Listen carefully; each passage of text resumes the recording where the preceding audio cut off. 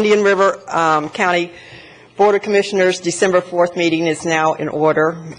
We will have the invocation by Commissioner Wesley Davis and the pledge by Chairman Sandra Bowden. Please stand.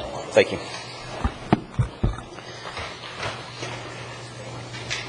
Our Heavenly Father, we thank you for the opportunity that we have to come before you today and conduct the public's business. May we use your wisdom, your guidance, and your knowledge as we move forward to make a better community. In your name we pray. Amen. Amen. Please join me in the pledge. I pledge allegiance to the flag of the United States of America and to the republic for which it stands, one nation under God, indivisible, with liberty and justice for all.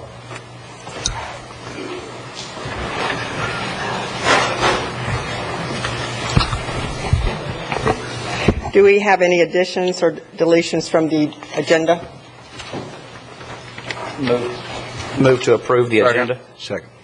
All those in favor? Aye. Opposed? Passes. Thank you. Proclamations and presentations. We have a presentation today on Winterfest, joint program of Indian River County Recreation Department and Point West by Chuck Mackley. Good morning. The reindeer. We have numerous reindeers. We have the rec department coming down.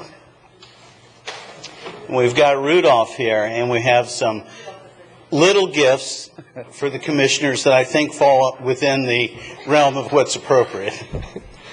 Good morning. Good morning. Thank you. And what we want to talk about today is it's another year's come past. We're at December. We're going to do Winterfest, and it's going to be a great time. It's obviously become a community event. We have other people that involved this year, P&S Properties, Jerry Swanson and the gang, and a whole group of people within the community being involved along with the county, the rec department. And one of the things I certainly want to say this year is the fireworks display is something that is unseen elsewhere in our county. If people want to come out, have a great time, there'll be bounce houses, inflatables, the ice skating rink, and at 6 o'clock in the evening will be the fireworks. We will have the Vero Beach Chorus out there, the Sebastian River Jazz Ensemble will be out there. So it'll be music, inflatables, fun all day long, and it's a free event, and it's something that we're proud to do every year in cooperation with the county and our community. And again, like I was saying, in the evening at 6 o'clock, fireworks. I know that some of the folks have been out there in years past, and it's quite a good time. So I hope everybody comes out and enjoys the day, and the county comes out and enjoys the day. Thank you. Oh, thank you, Thank Chuck. you, Chuck. Any questions of Rudolph? Just quick comments, just real quick. Chuck, y'all do a really great job out there, and it seems like at the north end of the county we've got some community centers, not quote unquote a center, but we've got things that Sebastian does on their waterfronts, things that Vero Beach does, and in the western part of the county, well, not that far west, but used to be very west. Point West has really turned into a community hub, and great clubhouse and everything out there. Y'all keep up the good work. Thank you, and I think that many years ago when the commission took the opportunity and placed the trust in allowing Point West to happen, that there was always that vision of it being a non-gated part of the community, and it certainly, as it's matured, has become part of that. We'll have the bulk of the activities in Heritage Park and the new pavilion there. So it's truly become a part of that interaction with the county that was always the vision. And I think that's great that we can actually see things unfold as they were first talked about, and this goes back to 97, 98 with, some of the folks here with Will and discussions that, of the vision of what it would be. And I'm glad to say that that's happened, and thank you. Yes, it's nice to see things turn out like we planned. Thank you, Rudolph. You know where I live, don't you? So Santa can come. Same house. Approval of minutes from the November 6th meeting, please. Move approve. I'll second that, Madam Chairman. All those in favor? Aye. Aye. Passes. November the 13th meeting, please. Move to approve, Madam Chair. Second. All those in favor? Aye. Passes. Thank you very much. Consent agenda. Would anyone like to pull anything from the consent agenda? Move approval of consent agenda. Oh. Second. Oh, thank you very much. Staff thanks you too. All those in favor? Aye. Opposed? Passes. Public items, public hearings, Oslo Commerce Center LP's request to rezone 12.692 acres from CH to CG, memorandum dated November 14th, 68 to 200, quasi judicial. Good morning, gentlemen. Bob? Good morning. I'm Bob Keating. I'm County Community Development Director. And the next two public hearings that you have are both rezonings today. And both of them really should be pretty simple. They're both non-residential district to a non-residential district. This first one, the Oslo Commerce rezoning, is a proposal to change the zoning on a piece of property from heavy commercial to general commercial. The subject property is highlighted here on the aerial. It's on the north side of Oslo Road, and it's about 1,200 linear feet east of 43rd Avenue. It's about 12.5 acres in size. It is currently zoned heavy commercial, and the applicant requests that you change it to CG, general commercial. And the purpose of this rezoning is to allow the site to be developed with retail uses, which are the types of uses allowed in the general commercial district, as opposed to the warehousing contractors trades uses that are the predominant uses allowed in the CH district.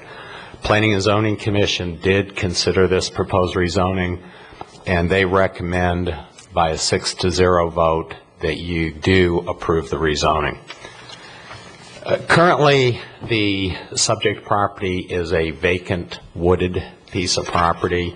You can see the current zoning of the subject property and the surrounding properties on this graphic.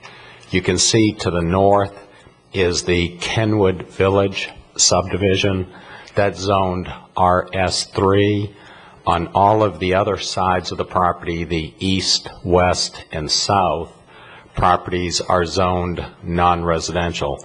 Most of the properties are like the subject property, zone CH, although the property to the west, at least part of the property to the west, is zoned general commercial.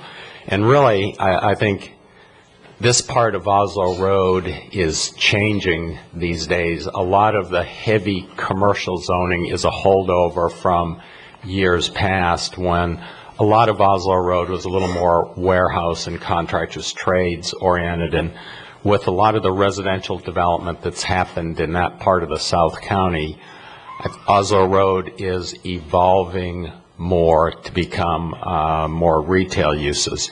There are actually contractors trades uses on the east, west, and south of the subject property, and there's vacant land to the south, and there are some groves to the west. We analyzed this proposed rezoning like we analyze all rezonings, and we looked at several factors. We looked at concurrency, comp plan consistency, environmental impact, and we looked at compatibility with the surrounding area. From a concurrency standpoint, there is sufficient capacity in all of the concurrency facilities, including the roads, to accommodate development on the subject property. From a comp plan consistency standpoint, the proposed CG zoning is consistent with the comp plan.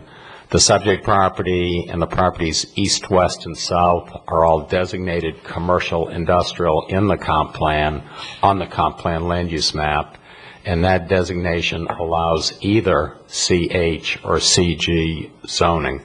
Also, there are a number of staff looked at all the policies in the comp plan, and the proposed rezoning is consistent with the comp plan policies.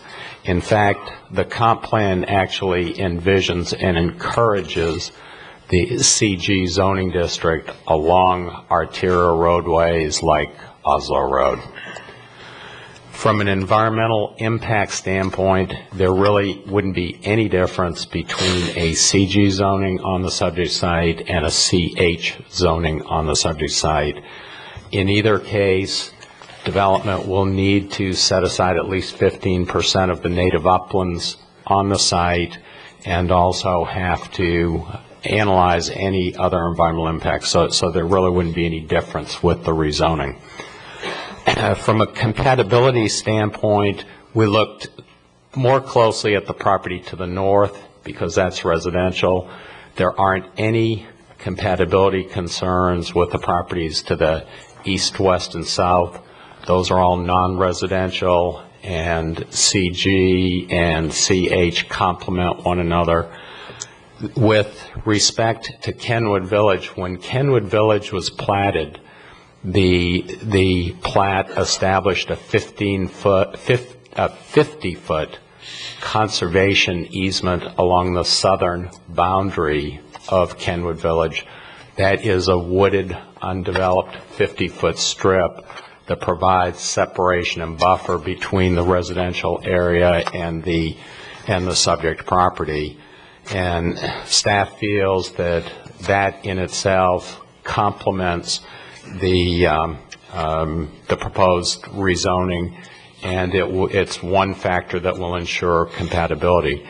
On another matter, really the CG zoning district is a less intense zoning district than CH, so just the rezoning in itself provides more compatibility.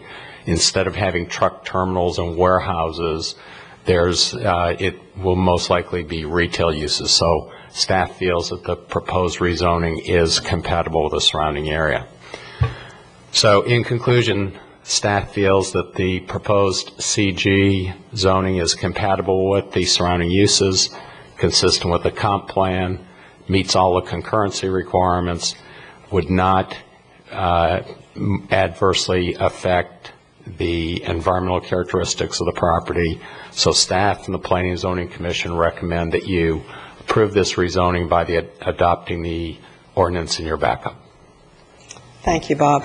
Any questions of Bob before I open it for public hearing? Madam Chair, I do. Bob, my only real concern here is going to more of a retail-based use. Heavy commercial or industry might be more 8 to 5 kind of time frame, and with more retail, it might be more until 9 or 10 o'clock at night. Is that conservation buffer? Is it wooded enough to prevent Kenwood Village from the lights shining in their subdivision, or can we address that at site plan? We feel that the 50-foot, and it is a pretty heavily wooded buffer area, we feel that that provides a pretty good separation and will be compatible.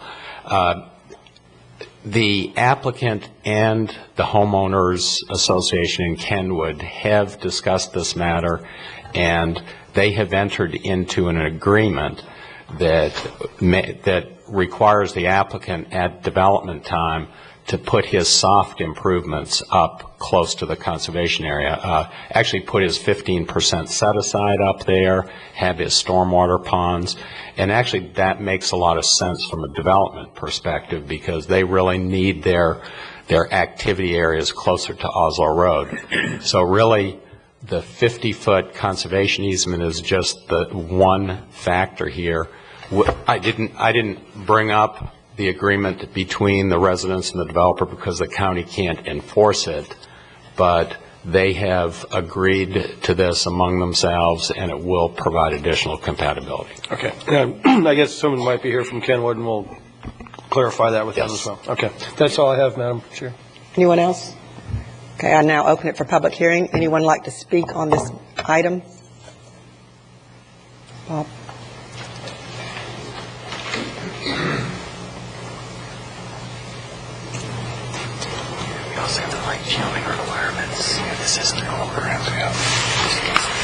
Bob Johnson, Carlin Subdivision. No one has any objections from our subdivision on this property. However, some things that I'd like to note.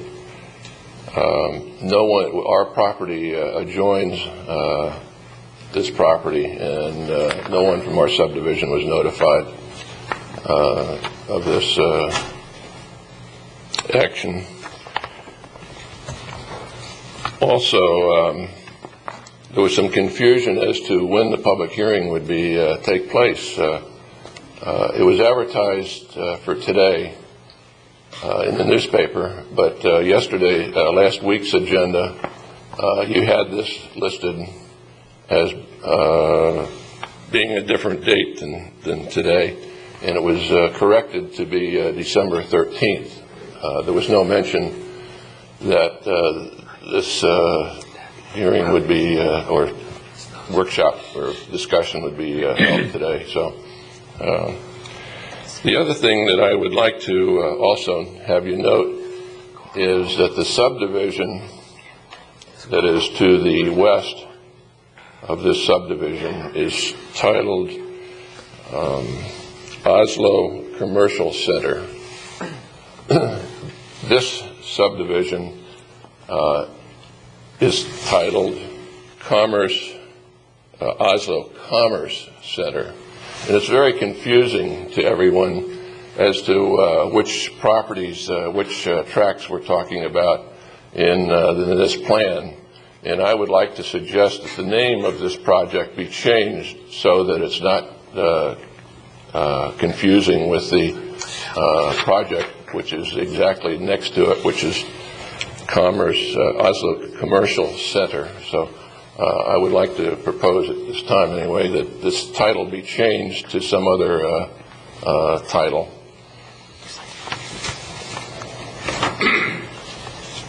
I would like to ask too if there was any comment that's from the developer to the west of this development, because it is RS3 zoning as part of the development to the west, and I didn't hear whether there was any notification or comments on that subject in that matter. Madam Chairman, Bob, the property to the west is CG, right? Part is CG and part is CH, yes. Okay, but the RS3 is to the Northwest, yes. That's already been approved by the commission.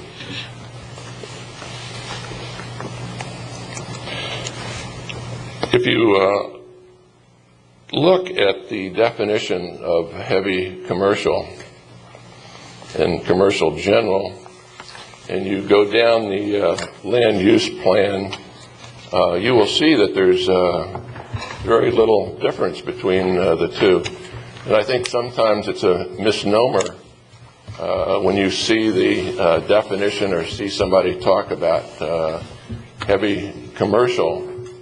They insinuate that there's heavy trucks and what have you, when in reality the main difference between heavy commercial, is the way I see it anyway, is that the most use is retail. I mean, is wholesale,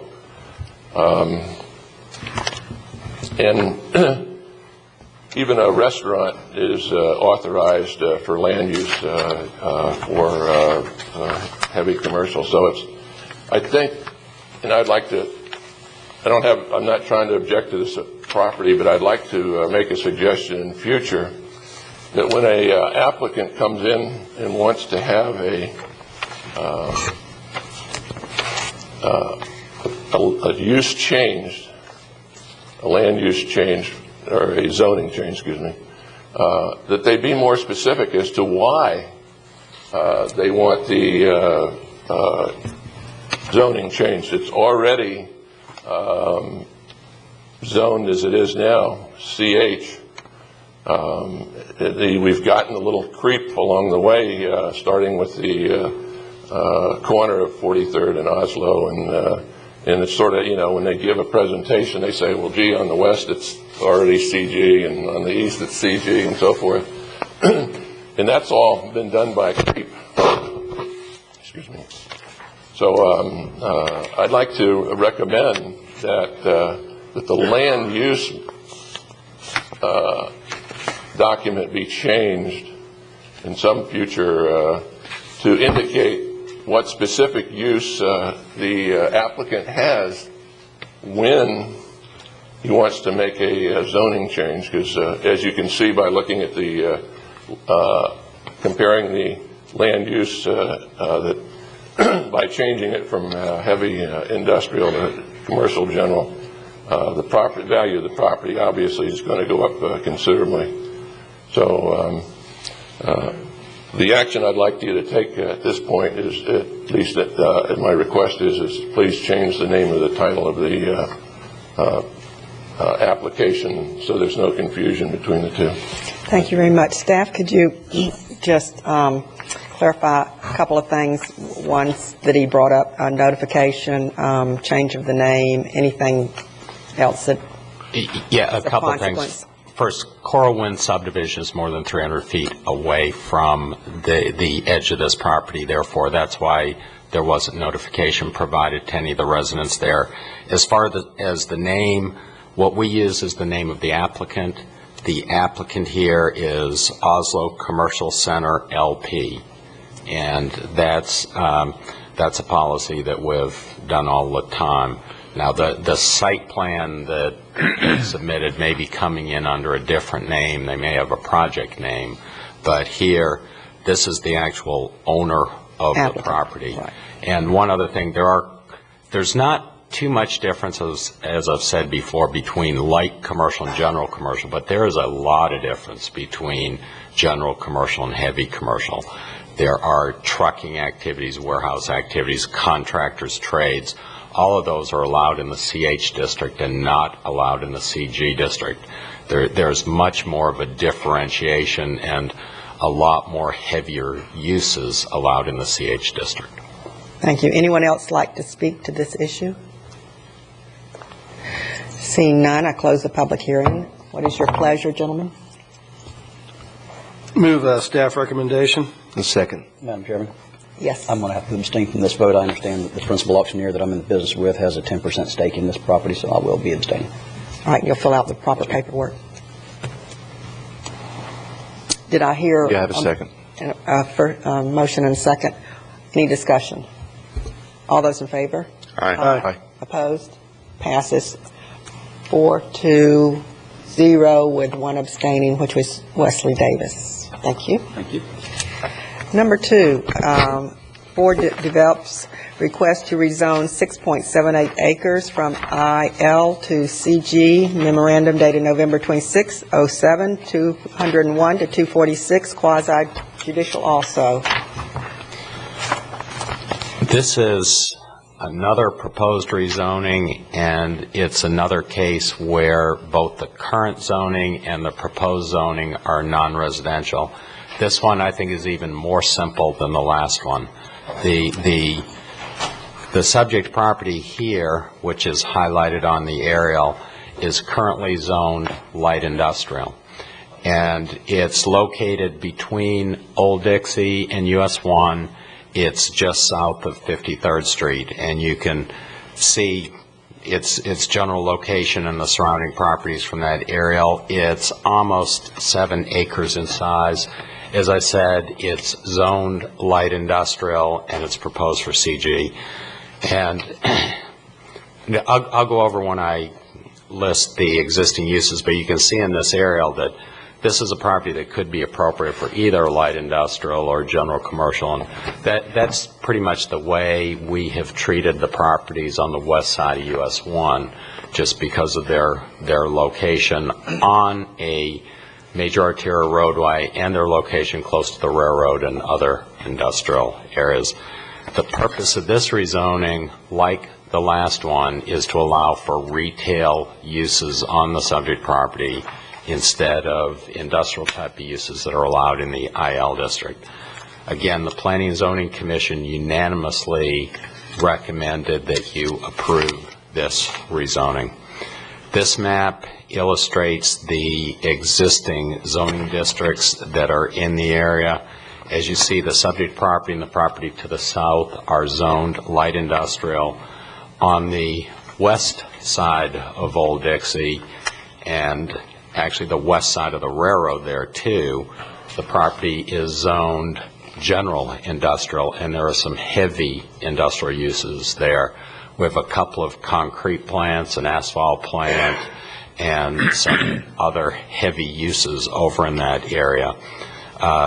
To the north and to the east of the subject property, the properties are zoned general commercial. Property to the north is a gas station convenience store. The property to the east is soon to be a Publix. That is, that's undergone staff review for a while, and the applicant currently has it on hold. And also to the east, there's a proposed hotel over in that area. In the northeast, to the northeast of the subject property, that's also zone CG, we have a site plan application in for a drugstore type of use. So that's what's a high probability for this site. If there's a drugstore on one quadrant of an intersection, the general principles of life seem to dictate that there's a drugstore on one of the other quadrants too. We looked at the same criteria for this rezoning as we did on the last one, and that we look at all of them. We look at concurrency, compliant consistency, environmental impact, and compatibility with surrounding area. Again, in this case, the concurrency test has been satisfied. There is adequate capacity in all of the concurrency facilities to support development on the subject site. All of the area, the subject property and all the area around the subject property is designated commercial industrial on the comp plan. The commercial industrial land use designation allows either industrial or commercial zoning districts. So given the comp plan designation, either the current IL or the proposed CG could be appropriate here. And as I said, that's the way that staff looks at properties like this. Along US 1, it's appropriate for retail because US 1 is a high volume, high speed arterial roadway, and that's a good place to have general commercial, and that's consistent with what our comp plan says. But the property also abuts Old Dixie. It's close to the railroad. It's close to other general industrial uses, so it could be appropriate for light industrial. Either way, the proposed rezoning is consistent with the land use plan map, and it's consistent with all the policies in the comp plan. The subject property is vacant, it's wooded, it's got some exotics on it. There won't be any difference in environmental impact really with the proposed CG zoning district compared to the existing IL zoning district. So there would be no added environmental impact with the zoning change. From a compatibility standpoint, there are really no compatibility concerns with this proposed rezoning. As I said, the properties to the west are much heavier uses, so there certainly won't be any adverse impact with a general commercial zoning on this property or the properties to the west. And this is a use this is a zoning that is consistent with the zoning and the use of the properties to the north and to the east. So staff feels that the proposed rezoning would be compatible with surrounding areas. So in conclusion, staff feels that the proposed CG zoning is compatible with the surrounding area, consistent with the comp plan, meets the concurrency test, and there won't be any negative environmental impacts. So staff and the Planning and Zoning Commission recommend that the board approve the rezoning and adopt the ordinance that's attached to the staff report. Thank you. Any questions of staff before I open it? Madam Chair, I do. Yes. And I don't know if Chris Moore is here or not, but on the traffic study here, there seems to be a huge difference between the AM and PM peak hour traffic. And is that accurately reflected in they've assigned some of those trips to US 1 and to Indian River Boulevard, and those numbers don't seem to add up to the PM peak hour trips.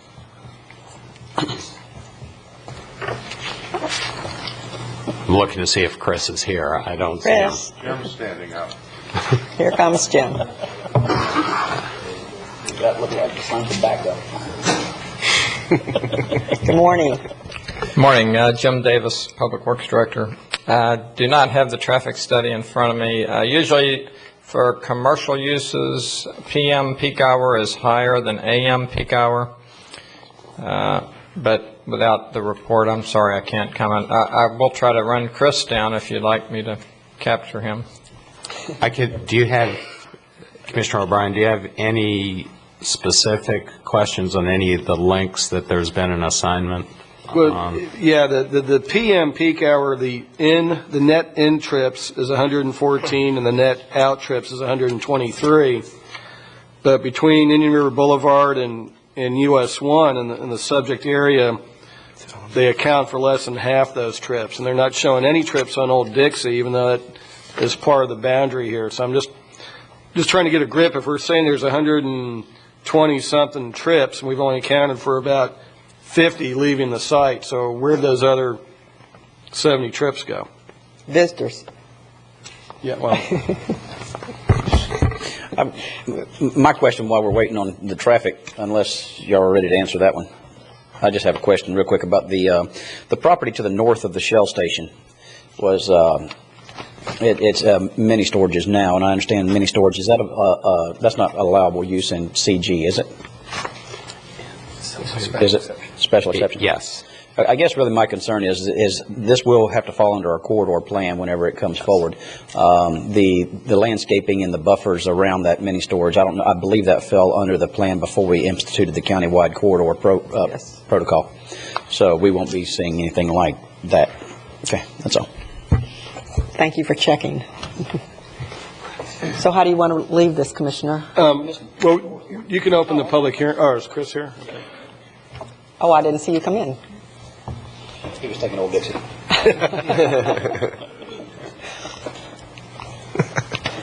That was good.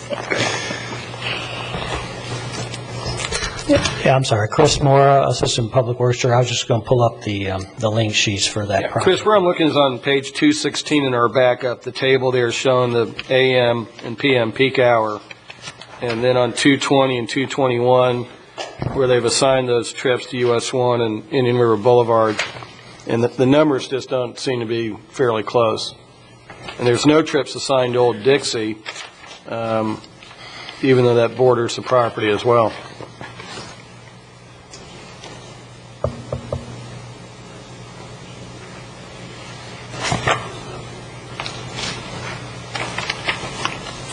And Madam Chair, if Chris would like a little time to look over this, if you want to open the public hearing, we can go through that. And Okay, give he'll staff a wait, little time Chris. Yeah, I can see where they've assigned most of the trips there to US 1 on sheet 221, which is the link sheet.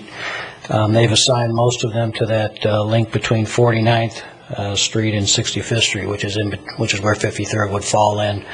But I don't see any assignment to Old Dixie.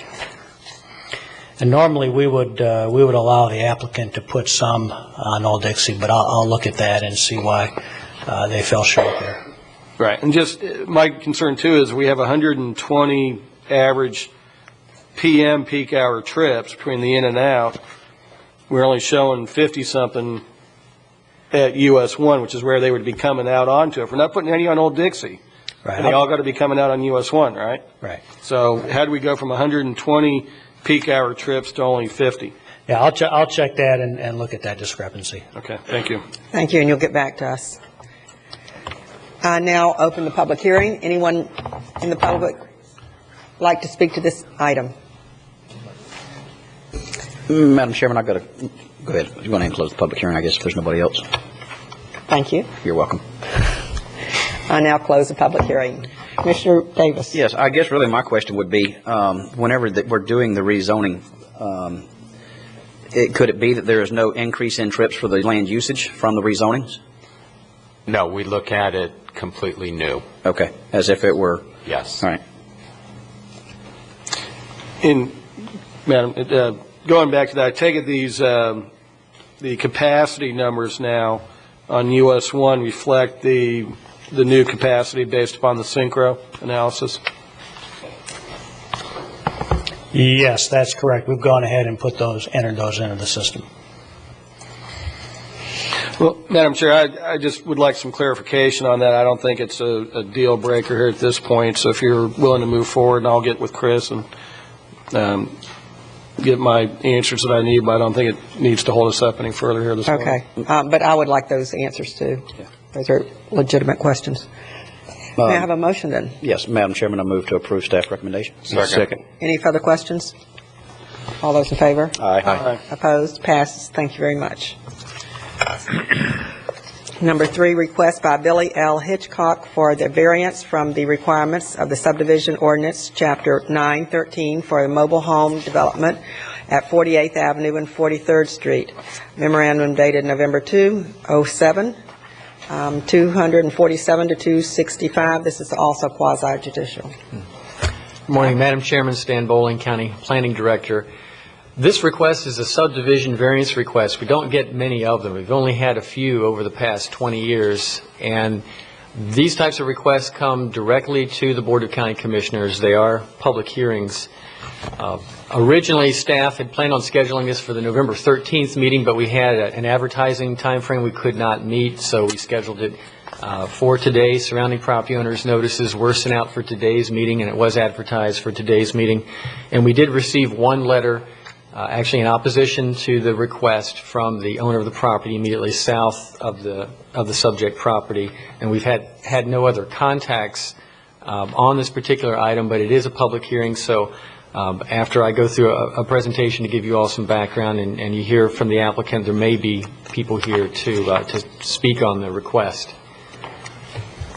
The particular variance request here is a bit unusual even for subdivision variance requests, because the request is to waive all subdivision ordinance requirements, including infrastructure improvements and platting, essentially to have no of the conventional subdivision ordinance requirements apply. So it's a variance from all of those requirements, and the applicant wants to have up to 5 mobile homes on a 1-acre lot. The particular lot is in the Palm Gardens subdivision that's located on the north side of 41st Street, west of 43rd Avenue. This particular graphic is from the plat of Palm Gardens, platted in 1955. And essentially, back in 1955, the subdivision was approved and constructed, although there are unpaved county roads that go through the subdivision, and the lots are almost 1 acre in size. They're quite large.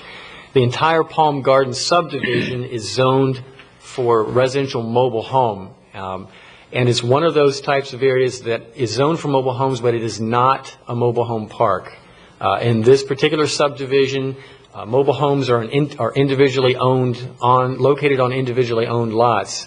And in Palm Gardens in particular, the Board of County Commissioners back in the 1980s allowed a one-time lot split of each one of these 1-acre lots, essentially into half-acre lots, and one mobile home is allowed on one essentially half-acre lot within this subdivision. The subject site is located on the northern portion of the subdivision. It's highlighted in this graphic off of 48th Avenue. That's the actual access for this site. And you can see from this map several of the 1-acre lots within this Palm Garden subdivision have been split one time. You can see quite a few are half-acre lots, and they have, again, mobile homes in this particular community. This graphic is from your backup, and it's an informational survey supplied by the applicant showing a few different things. 48th Avenue over to the left-hand side, or the west side of this particular, again, approximately 1-acre lot. And it shows several different mobile homes on this particular lot and an existing dirt driveway coming off of 48th Avenue. It's essentially like a circular type of driveway. Currently on the site, there is a newer mobile home where the cursor is here. Also a newer mobile home on the east side of the property. Those are both occupied.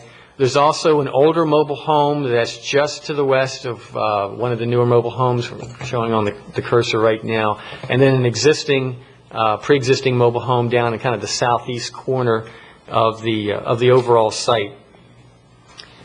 This particular graphic is a sign-off from the Planner of the Day office that occurred in May of 2006.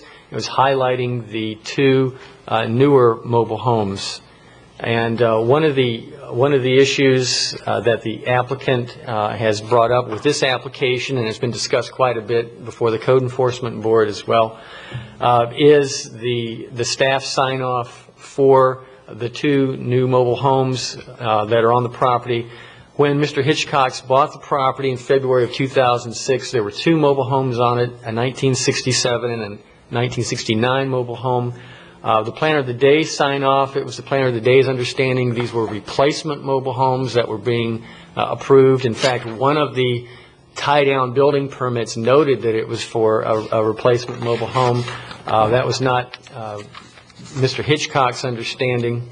And so that's, Mr. Hitchcock's, I think, has the impression that he was approved at one time to have actually up to 5 mobile homes on this lot. Essentially, what has happened during 2006 was that staff determined that these could only be approved as replacement mobile homes. That was staff's understanding, not Mr. Hitchcock's understanding. And in your backup is a memo I prepared in October of 2006, kind of laying out the chronology of events and the fact that the 2 older mobile homes would need to be removed to bring the situation to compliance, and also an adjustment to the configuration of 2 1/2 acre lots to wind up with 2 new mobile homes each on one 1/2 acre lot. With that understanding, staff allowed the units to be occupied, the final inspections done, and it was our understanding that Mr. Hitchcock's would bring the site into compliance. In fact, there were documents prepared several months after October of 2006 to reconfigure the lots and to bring everything into compliance. But I think Mr. Hitchcock, somewhere along the way, decided to continue to pursue the 5 mobile homes on the 1 acre parcel. Essentially, this issue was brought to the Code Enforcement Board, and this summer they found that Mr. Hitchcock was in violation, and he had really 2 alternatives. One is to go through the platting process, the subdivision ordinance process, to allow 5 mobile homes and essentially 5 lots, create 5 lots out of this 1 acre parcel, or to go back to 2 mobile homes on this parcel, each on its own individual property, which would not require a subdivision plat and would not require subdivision improvements. That's kind of where things stand now. There is a Code Enforcement Board finding on this, and Mr. Hitchcock's, in looking to comply with the subdivision ordinance requirements, is looking to have all the requirements waived. That's kind of the best way I can describe the request that's before you all. I did want to show you a couple of aerials of the subject site. Again, up here toward the northern portion of the Palm Gardens subdivision, 48th Avenue, an unpaved county road, and again, the access to the property itself is off of 48th Avenue. There is a half-street right-of-way that's not improved currently on the northern edge of the subject property itself. This is a little bit of a closer look at the property. These are the 2 pre-existing mobile homes that were on the site. The new mobile homes that are on there now, one is to the eastern side of the property, and another one is over toward 48th Avenue now. In looking at subdivision variance criteria, there are 4 that the applicant has to demonstrate that they meet, and the board would have to make a finding that these 4 criteria are met. And staff's analysis is that none of these criteria are met to grant the subdivision variance. The first criterion is the property, does it have unique conditions, physical conditions? And staff's analysis is that it's not unique. There's plenty of room. If one wanted to formally develop the subdivision, there are no unusual development constraints. The second criterion is the effect on adjacent properties and natural resources. And staff's analysis is that we actually could not even assess the impacts properly if there's no subdivision regulations applied and if all the development requirements are waived as the applicant requests. A third criterion is, are there special conditions unique to the property? I think this is where the applicant, again, kind of falls back on a staff sign-off that he believed allowed 5 mobile homes on this site without subdivision improvements, without site plan approval, which is not allowed under the county regulations. But staff's analysis is that's not a basis for the variance. And again, thought we had the communications straight back in October of 2006. Also, there's a fourth criterion, consistency with the land development regulations, and staff's analysis is that waiving all of these requirements is fundamentally inconsistent.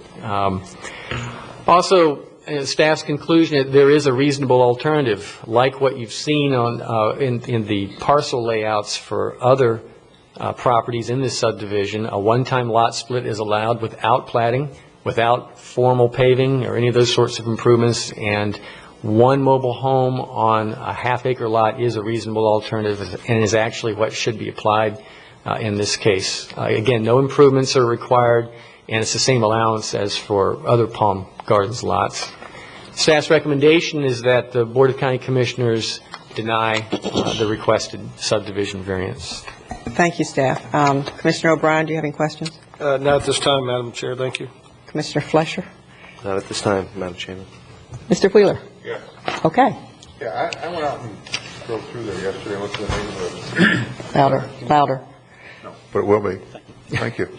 I went out yesterday and drove through the subdivision and looked at that, and I noticed there were 2 vacant mobile homes and 2 new mobile homes there, but the other lots there, I didn't really, it's kind of hard to tell where the lot lines are, but it didn't look as though any other lots had even 2 trailers on their properties or mobile homes or whatever. Yeah, actually, I think in the past couple of decades, there may have been a few instances where there were some grandfathered in mobile homes there from the 1960s and may have had more than 2 on one lot. Over the years, I think they've kind of pared down some of the mobile homes that are out there when they come in to replace them and put them on a half-acre lot. I believe my information from some of the code officers is that there's probably at least one other 1-acre lot on there that has more than 2 mobile homes that, again, grandfathered in from a long time ago. There's a couple of them that have several outbuildings. Yes, that's correct. Sheds, yes, Yeah. carports, garages, that sort of thing. But has this lot been split though for the 2? It has not, or the 2 just kind of there, but they've been there a long time. I can see that. If I can show you where the lot line originally went, this is kind of a close-up of this parcel. You can see the 2 mobile homes from the 1960s. There was, I'm sorry, there we go. This is the subject lot. There was at one time, and I believe even when Mr. Hitchcock's bought the property, actually there was a lot split that had gone this way, east and west, Okay. so that the north mobile home was on a separate lot and the south was on a separate lot. With the newer mobile homes, really more west and east, this was the lot split configuration that we'd worked on and done some documentation on for Mr. Hitchcock's to change the boundary, to switch it to north-south. North and south. So that these old mobile homes could be removed and the new ones could be on a new configuration, but each on its own half-acre lot. And that won't create a problem either with... That's correct. You have to have an easement to get to the second. Not only that, but there is frontage for this eastern lot on that half-street right-of-way, but there's no requirement that right-of-way be cleared and improved, and you're correct, there could be a private easement across the front piece. Okay, thank you. Madam Chairman? Yes. When you look at the deed, it's divided into parcel 1 and parcel 2, and it talks about the north half and the south half. Correct.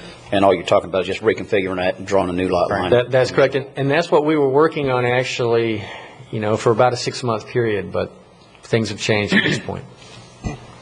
Thank you. Any further questions? I'll open it for the public hearing. Anyone in the public wish to speak to this item?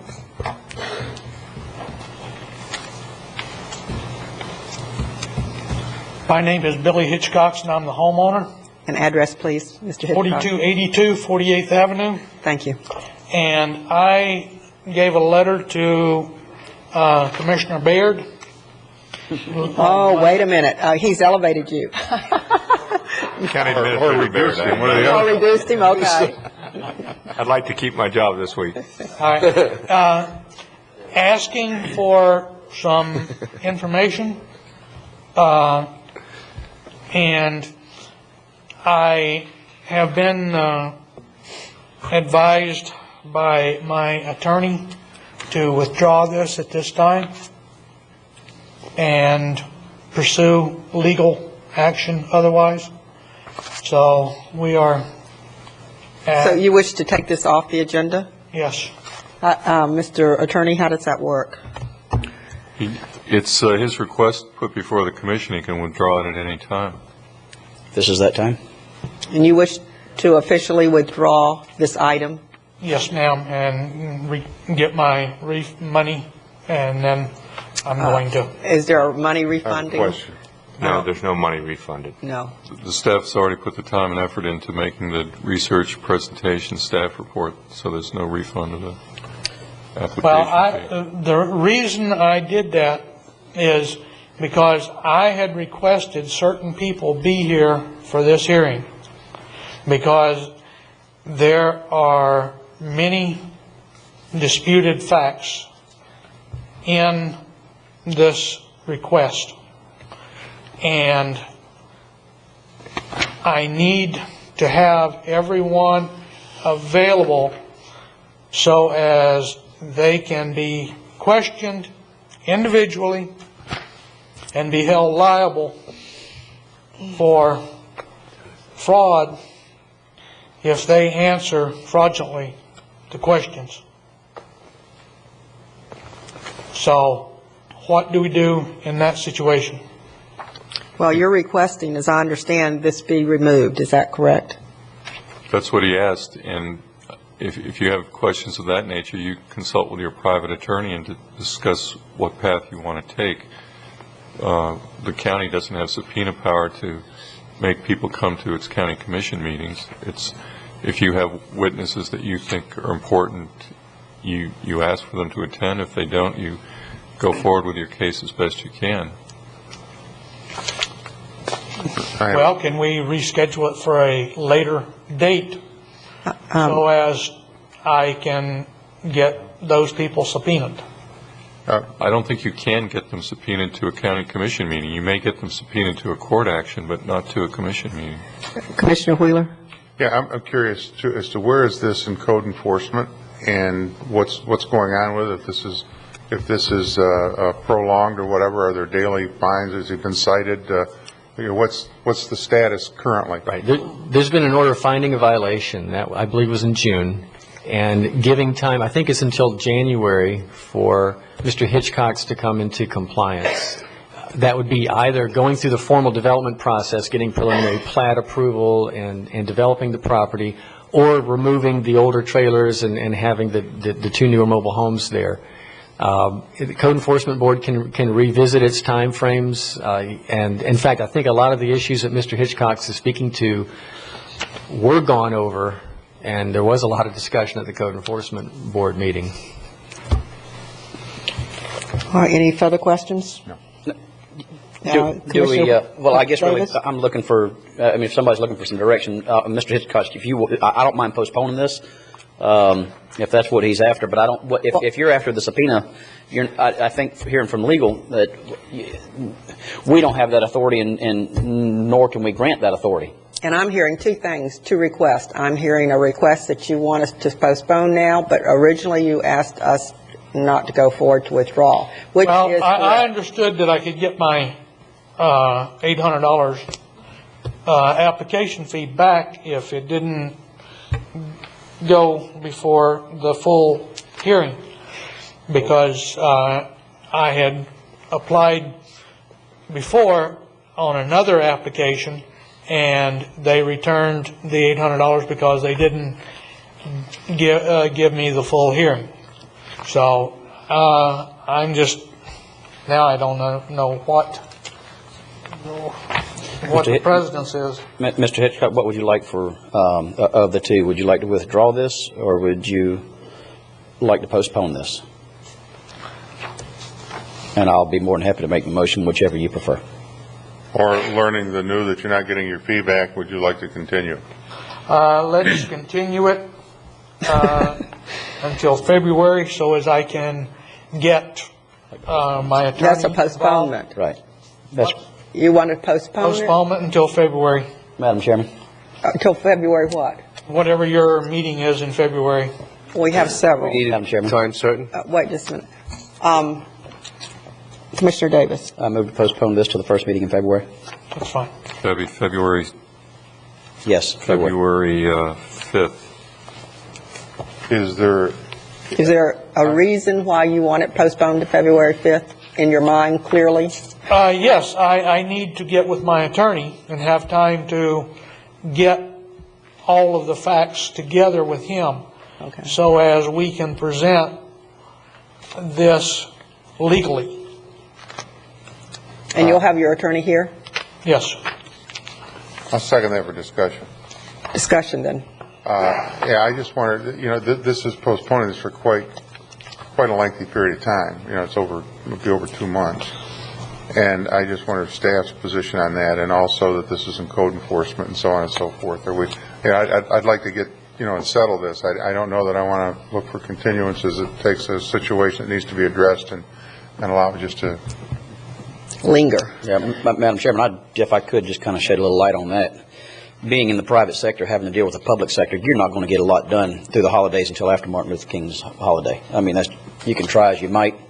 It's almost impossible. It just is. So. That was my reasoning, is because we're coming up on Christmas and all the other things, and 1st of January is hectic, and it's just February falls into a time when things can be better done. Okay, I accept that, and I think that's a good explanation. Thank you. I guess, Madam Chair, the applicant needs to be, forewarned that if just because we're postponing this may not prevent Code Enforcement Board from taking other actions or assessing fines and liens, things like that, that they will still follow their process, and just because we've tabled this till February doesn't exempt you from it. I understand, and I'll have to go to that meeting in January or whatever, and go with them. Just so you have a heads up. Yeah, I'll deal with that at that meeting in January. It's just there are some things that have come up in research and everything that it's all legal, and that was one of the reasons I sent the administrator, Mr. Baird, that letter, because one of them is directly connected with my mortgage on this property. And it's got 4 homes tied to the mortgage. And so I've got to get some things straightened out legally.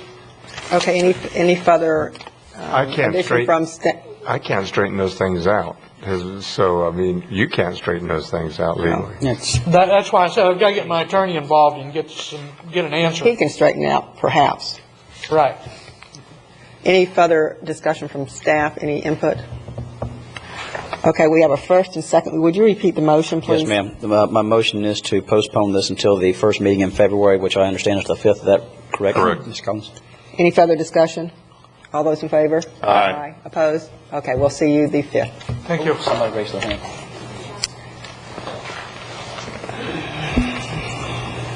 We're finished, but I'll allow this. I just got a quick question, Okay. probably for this gentleman here. Name and address, directly please. across the Name and street. address, please. Rhonda Anderson, 4275 48th Avenue. I live right across the street from Mr. Hitchcock. I would like to know, what is the zoning there? The zoning allows for mobile homes. It's RMH8, residential mobile home, up to 8 units per acre. But in that particular subdivision, what's allowed under the board's rules is 1 mobile home per half-acre lot. You could take a 1-acre platted lot and split it one time into 2 half-acre lots. Okay, then what does the number 8 represent on that? Right, up to 8 units per acre. If it were to be formally developed with paved roads and drainage and replatted, it could be up to 8 units per acre, but there's not a guarantee of that. Okay, and I was told that after the hurricanes by, I believe, Ms. Donna Clifford? Debbie Clifford is a code officer. That the zoning had changed to residential also, is that correct? It is residential, and I guess the question here is, mobile homes are what are permitted in that zoning district, but site-built homes can now also, there was a change in the zoning code to allow site-built homes as well on individually owned platted lots, so you could have site-built homes or mobile homes. Okay, thank you. You're welcome. And is that RS6 or the Rose 4 for the site-built homes? The site-built homes, you may recall there was a change in our regulations to allow on owner occupied mobile home zoning districts to allow site-built homes as well as mobile homes, to give an option to owners. Yeah, but just from my own knowledge, real quick, was it the Rose 4 zoning, or was it? You're correct. That was what LDRs. initiated that change to the regulations to go from a mobile home district to an RS6 district up off Indian River Drive. Okay, thank you.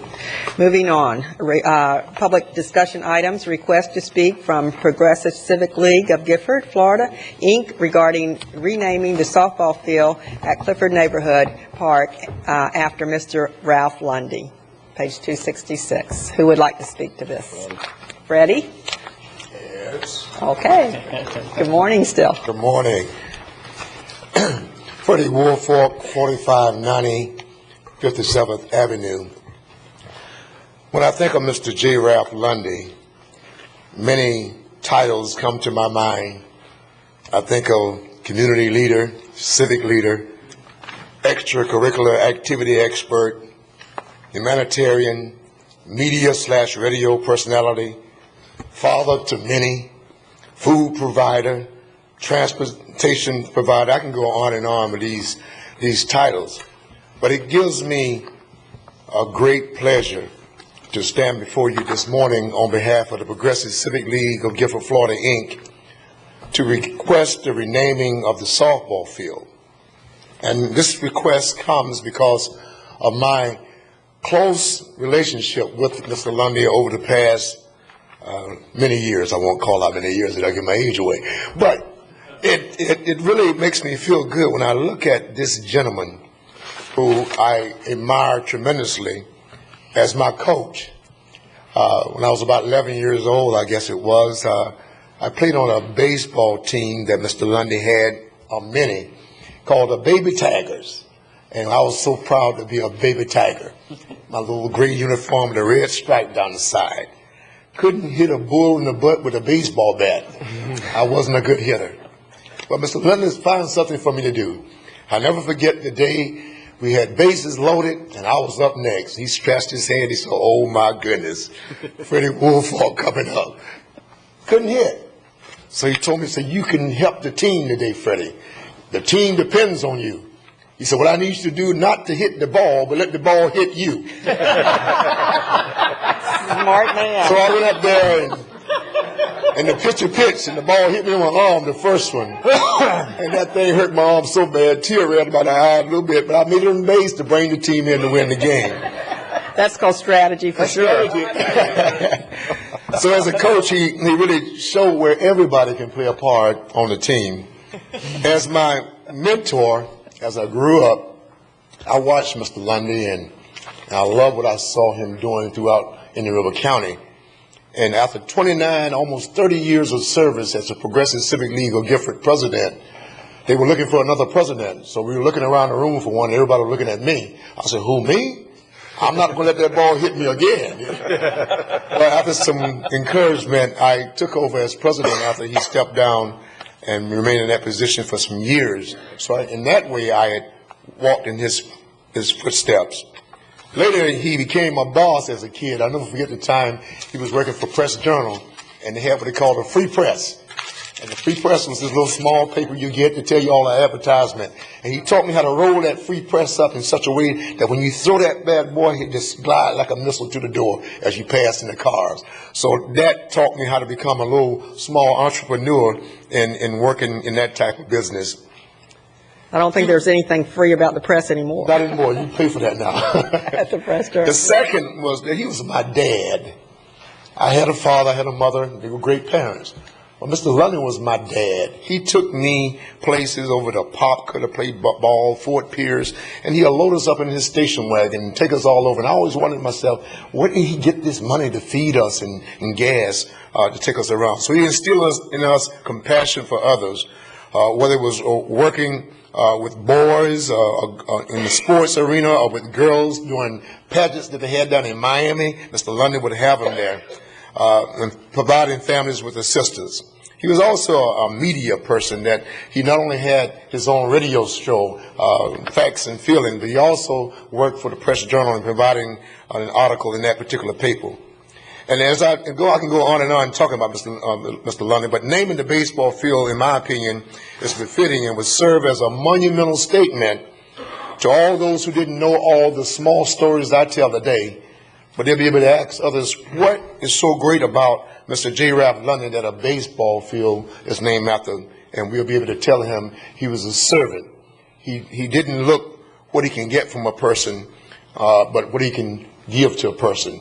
He said one thing, and as I close, he said, "A quitter never win, and a winner never quit." And that stuck with me all my life. Right today, I can see him doing that. He said, Woofalk, you can do it, you can do it. And I believed that, and I went out and tried, and sure enough, most of the time I did it. So I humbly ask that you do approve this request to rename that particular field the J. Ralph Lundy Field. Thank you so much. Thank you. Madam Chairman? Yes. I got a legal question, if I could. Mr. Collins, what is the county's policy on something like this?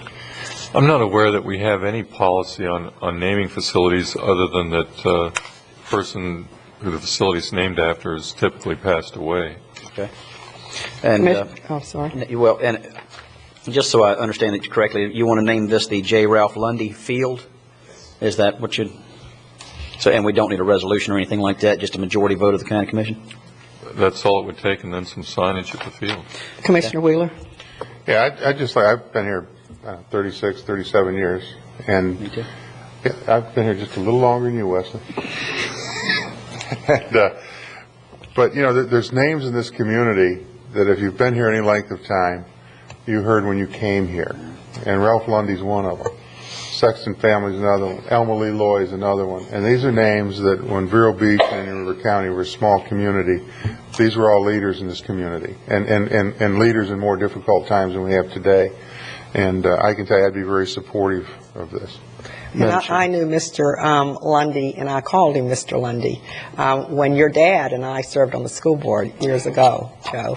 And he was always, I would call, a gentleman. Absolutely. Of the first rank. That's what I remember about him, too. Joe? All right, my name is Joe Outlet III, 4570 57th Avenue. I'm the president of the Progressive Civic League. Freddie has already given you a lot of his history. Mr. Lundy has always been a giver. He helped us with baseball, and Freddie told you he was 29 years Progressive Civic League president. He's feeding in River County through our Father's Table Soup Kitchen, so he's always been a giver. He's always given of himself, and I'm a firm believer that we've always was taught that give me my flowers while I yet live, and I don't want to wait to something and then we want to come back and do stuff for Mr. Lundy. He's here, he can smell this flower. Don't tell me you care for me and when I'm gone you bring me, I can't smell those flowers. Yeah. But anyway, the community feel it would be very nice to do something for someone who's done so much for the people of Indian River County, and he's still doing so much for Indian River County, and I just wanted to ask you for your support. Thank you. Mr. Flesher, let's go down. And thank you for those words, Joe. They echo many of the words that were spoken during the recent Park and Recreation Committee meeting, which I serve on. And the discussion was brought that, there are many times where people are given this honor by having their faces or their names placed on stamps and coins and parks. And it is a great honor, but it's an honor of legacy. And that honor of legacy is only seen by those that have the opportunity to view this in a postmortem fashion. And I think we have a unique opportunity today to bring forward a legacy that is in motion now. This is not a past legacy. And many have spoken about the energy that Mr. Lundy put into this community many years past, and we are serving under the understanding of the benefit that Mr. Lundy has created for the youth then. Freddie, you're one of them. And there are so many more. And I've heard from many about this, and I'm very supportive of this motion, and I would like to make the motion that we go forward with the recommendation brought forward by the Progressive League to dedicate and name that softball field in honor of Mr. Lundy as soon as possible. I'll second that. Mr. O'Brien? No, I think it's a great idea. You know, they always talk about, they throw a wake which is always this great party in your honor that you can never go to. So I think it's always nice to do something when you're around to enjoy it and appreciate it. So it has my 100% vote. I'm sure the Giver community is 100% behind this. I think it'll be a great thing. So I'm all for it. Well, we don't do this really very often, but I do think there is a time and place for honoring an exceptional and a unique human being, and I think Mr. Lundy falls under that, so I would support this. We have a son here also. Oh, well, come up and say hello. While he's coming up also, just like Commissioner Wheeler said, there's a lot of people that you think of in the community, and there's a lot of fields that are named after. I think of Michael Field, Riley Field, those other ones in the community. And I think what I'd really like to see in addition to this, or at the same time, is some kind of a plaque or something that basically lets the children of this community know whenever they step on Lundy Field exactly why it was named Lundy. Good idea. And because I don't know why Riley Field's named Riley Field. After Mr. Riley. Well, we'll give you that homework Could have been Mrs. Riley. You never know. Yeah. We'll give you that homework to come back and bring us that information. Misty's on it right now. Yeah, not a problem. J. Russell Lundy, Senior, 8676 Clear Lake Lane in Fort Pierce. And want to first thank the Giver Progressive Civic Lead and you fine folks for considering this. When Joe mentioned it to me about a week ago, I immediately called Daddy and told him, and he was very, very, very broken and emotional, and he doesn't get that way. That's not Daddy. And so he was certainly taken back. So on behalf of my brother in Belgium now, Jeffrey, and my sister, and of course Ralph Lundy and the entire family, want to thank you for your support. Thank you. Thank you. Anyone else want to speak to this? All right. What's your pleasure? We have a first and second. First and second, and just have additional discussion, okay. Madam Chairman. Commissioner Davis, that is an excellent idea to make sure that we know why this has happened. And I just would like to bring Freddie Woolfolk's quote from Mr. Lundy, and perhaps that can be added to the words of the plaque. I think it was very, very significant, and I think it might drive it to home plate. Madam Chair. Commissioner Wheeler, we're outdoing ourselves today, aren't we? As much as it pains me, I think Wesley had an excellent idea. But anyway, what I would like to add and suggest, I think, as Wesley said, it makes sense. And I think that any of these parks that we have in the county's jurisdiction, we should look at them, research them, and come up with the little cast iron thing that tells, the dates and how and why. Just a little, Absolutely. Like a little historical thing for the county. I think it's excellent. I sit on the Historical Resources Advisory Council. And Wesley will bring all that forward. We'll do that, because I think that's very appropriate. Anything that we have, and we'll also try to partner with the municipalities on it, so that they are, we can do it all as one community that way. I was going to suggest it, but I didn't think I had 3 votes. Well, that's all right, Commissioner. Madam Chair, is Commissioner Davis going to be working on the Wesley S. Davis Memorial Boat Ramp plaque at the same time? I thought we'll get all this done now. I thought that was the O'Brien boat ramp. I do want that. We don't have to name it that, but 45th Street, the Gifford Dock, that's going to be our next one. Okay, do we all know where we're going now? I think Yes, so. ma'am. Okay, all those in favor? Aye. Opposed? Congratulations. Thank you, Freddie. A request to speak from Charles Wilson regarding openness in government public reporting of ex parte conversations, page 267 to 270. Charles? Good morning, Madam Chairman, Commissioners, including Commissioner Baird, all 6 of you. Yeah, we've skipped over Joe. I thought he was the 6th commissioner. Have we just gone to 7 real fast, or what? Well, that was Joe and Joe. We used to go by the first names. That's right. Well, now that you're all in a good mood, I wish I could come up and do really nice things like naming parks after really great people. So, unfortunately, I'm not. So, what I'm here to talk to you about this morning is something that I think may need to change here in the county. About 20 years ago, apparently a proposal was made to the county commission to have people that had interests that came before the commission to declare their interests and to register as lobbyists. At the time, 20 years ago, we were a nice little small town. We didn't have any need for these kind of things. But since then, a great deal has changed. I work with a number of counties, including St. Lucie County, and I have to tell you that there is none better than this county. There is no staff, there is no commission, there are no administrators that are as open to the public as this county. It is much better to deal with this county than any place else. Problem sometimes I have, first of all, my name is Charles Wilson. I'm 1919 19th Avenue in Vero Beach. The problem I have is sometimes I wear different hats. I'm in the advertising business, I'm in the media business, and I'm a political junkie, you know. So sometimes it's difficult to know which hat I have on, and I can't be the only one. So I make it a rule that whenever I'm discussing anything, I try to declare what I'm discussing and who I'm discussing it for.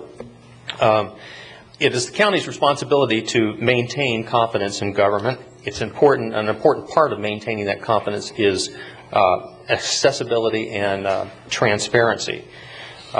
In recent years, our county has become the target of some very big players. There have been some multi-million-dollar land deals. There are people coming in from Fort Lauderdale that we don't know.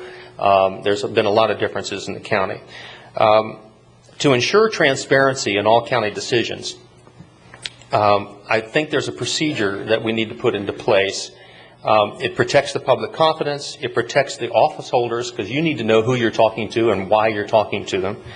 And it maximizes the citizens' ability to talk to appointed and elected officials. There's several examples that I've heard where people will come up and start to talk to you about something, and all of a sudden you realize that it falls under what's called quasi-judicial matters, which is confusing to the public. And oftentimes you have to tell the public, I can't talk to you about that, which is confusing to them. Now, it's not illegal to talk to them about that. It simply is that the county has no procedure to allow you to talk to them. The only requirement to be able to talk to somebody is that you declare that you have spoken with them. And it has to have a procedure established by the county. The county does not have that procedure. It is the only county I know of that doesn't have that procedure. Including, I believe, there's a procedure in the city of Vero Beach that has to do with registration and declaration of who one represents. It's kind of important to know what a lobbyist is, and the public probably doesn't know what a lobbyist is. It's not really that's your business. It has to do with the function. When I speak to you about something on behalf of someone else, I am a lobbyist. The Lieutenant Governor of the state of Florida, I heard in a speech one time, and he is a registered lobbyist because he discusses these things with state legislators. The state of Florida requires registration and reporting and has these procedures in place, as do most counties. A lobbyist's real purpose, we don't ask people to change their votes. We're not trying to pressure somebody to change their votes. Nobody ever wants to do that. It's really exchange of information.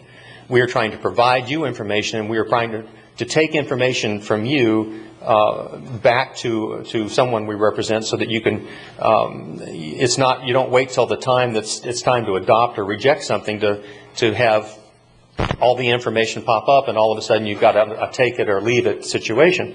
A lot of times you can get better projects and more cooperation if you have a conversation ahead of time and you've got information provided to you that is necessary. I tell you what a lobbyist is not, and that's why I don't want people to be nervous about these procedures. A lobbyist is not a citizen who is interested in an issue. There is no requirement or any kind of obstacle placed by putting in procedures to a citizen who wishes to speak to you. A lobbyist is also not someone who is employed and is coming before or trying to discuss anything with you folks as a result of their employment. An example, someone from the Chamber of Commerce can still come and talk to you. They don't have to register. The Audubon Society doesn't have to register. Someone who is employed by a company does not have to register as a lobbyist. there are really two parts to my proposal. The first is, and I've got something in your backup, a form that I had to fill out when I registered with St. Lucie County as a lobbyist. It is a brief form that they fill out that they require. So the proposal number one, what I'm going to ask you to do is to ask your legal department to come up with an ordinance if required, or just a direction if required, to do two procedures. The first is to register and to declare who you represent. When I recently had a situation where I needed to talk to Commissioner Davis about an issue, and I declared who I was representing with that issue, Mr. Davis had a concern about whether that was quasi-judicial or not, and appropriately gave it to the county attorney. The county attorney and I spoke about it, and as a result, I did not see Commissioner Davis because I declared what this was about. Now, there's going to be an item in the agenda in just another few minutes that's going to require me to get back up here, because this had to do with a client that I have, Ocean Concrete.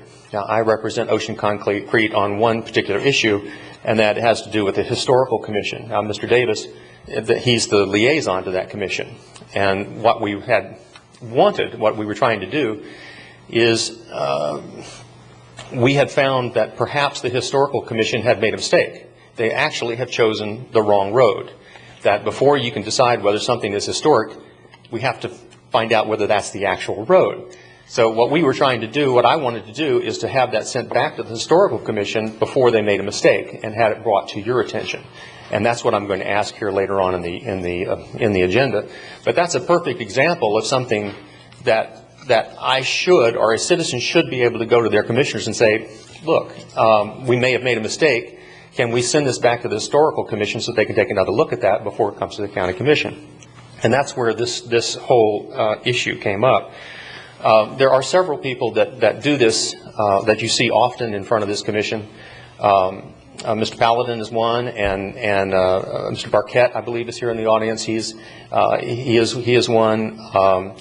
I am healing from the last time that I came before you, and so perhaps I'm feeling better now. So, and so I want to be in a position where I can actively discuss things with my government, and I want to be able to be open and fair about it, and I want people to know what I'm talking about. Now, adopting the second part of this, which is allowing ex parte conversations, is a little more difficult, but not a lot difficult. This is not a complicated procedure that we need to have here, but it is important for you to be able to gather information, and more important for you to be able to give information. As an example, if you have a big development that has a big apartment complex and it comes before you, right now you have very limited input into that. You need to be able to say, I need more information about that, and I need to call Charlie, who happens to know, and I need to be able to tell Charlie, well, I don't like this project, but if you build a 15-foot berm and make sure that you have enough trees on the southern end of this property, it makes it better for the public. You don't have that ability right now. I believe that it's important that you be able to gather that information, and you end up with better results. Anyway, that's basically my little spiel. Okay. But what I would ask is really two things. The first is that you ask Mr. Collins to assist us by coming up with a procedure by which people can register and declare who they represent to better openness in government. And the second part, which is severable, I mean, you can decide one on one and one on the other, is that we deal with the problem of ex parte conversations. Any questions, Commissioners, of Mr. Yes, of Charlie? Yes, ma'am. Yes, Mr. Davis. Mr. Wilson, I see that you had to do this with St. Lucie County. Yes, I did. Or you said you did, but I don't. Yes, I'm. I don't see anything really other than, is this just what St. Lucie County said that they would like for you to do? No, there's a blank form behind that. What I did was I sent a letter I have a copy of it here if you like. It was on the backup online, so I... We don't have it. I don't have it. I don't have it. We must have left it out. I apologize. Okay, do you want it? Yes. Yeah, I'd like to see, just so to make it so that, I mean, if I know we're not the first community or county to have to address this issue, and it is very awkward as a commissioner whenever you have somebody that lives in your district or has an issue about something in the county, for you to deal with a quasi-judicial issue. I think there's more made of it than really needs to be, quite frankly. But if we could, I don't have a problem with what Mr. Wilson's requesting. All I want to do is just do the right thing, have open, accessible government, and be able to meet. But I mean, I know that Commissioner Newberger, for example, he refused to meet with developers. And there's nothing wrong with that. I mean, but it's just one of those things that was what he chose to do. Did y'all need to see this, or I wanted to make sure that when you're finished that our legal counsel had a copy of that? Yeah, under my proposal, you certainly have the right to decide that you don't want to see somebody. But you also, there are going to be times when you do want to see somebody. And the only reason that's stopping you right now is because you don't have a way to declare. You don't have a procedure for reporting, which also covers you. As an example, somebody can send you an email, and you can read it, and you don't know what you're going to read, and it could very well have something to do with a quasi-judicial situation. And even those cases, and it's not a big, complicated thing. It's just simply declaring so that people know who you're talking to. It's not just you. It's the school board. It's the city of Vero Beach has a registration requirement, thanks to Commissioner Bowden. And that letter that you saw attached is simply a letter that I sent to every other municipality and every other place that did not require a registration, because I wanted some identification at the county attorney's office that I was there for a purpose and what that purpose was. Well, when I came on board as a commissioner, I did bring this up, and there was no set policy procedure. But we are sworn now, so that is something that wasn't happening. I always like a understanding of the format that I'm going to participate in before I participate in it. That's just a teacher in me.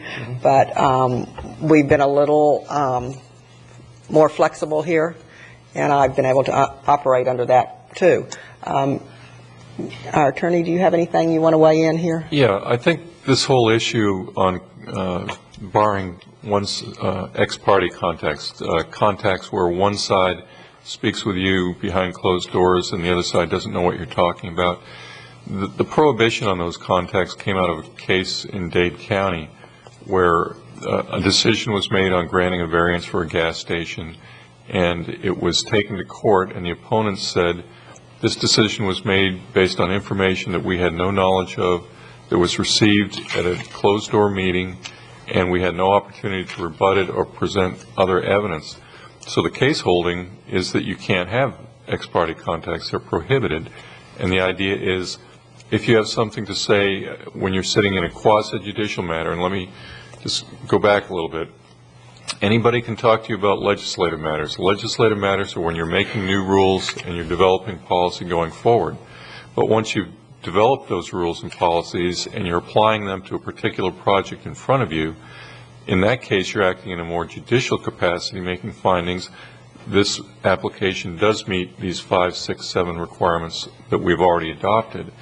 And in that case, the court said that should be done in an open public hearing so everyone knows how you're coming to those findings.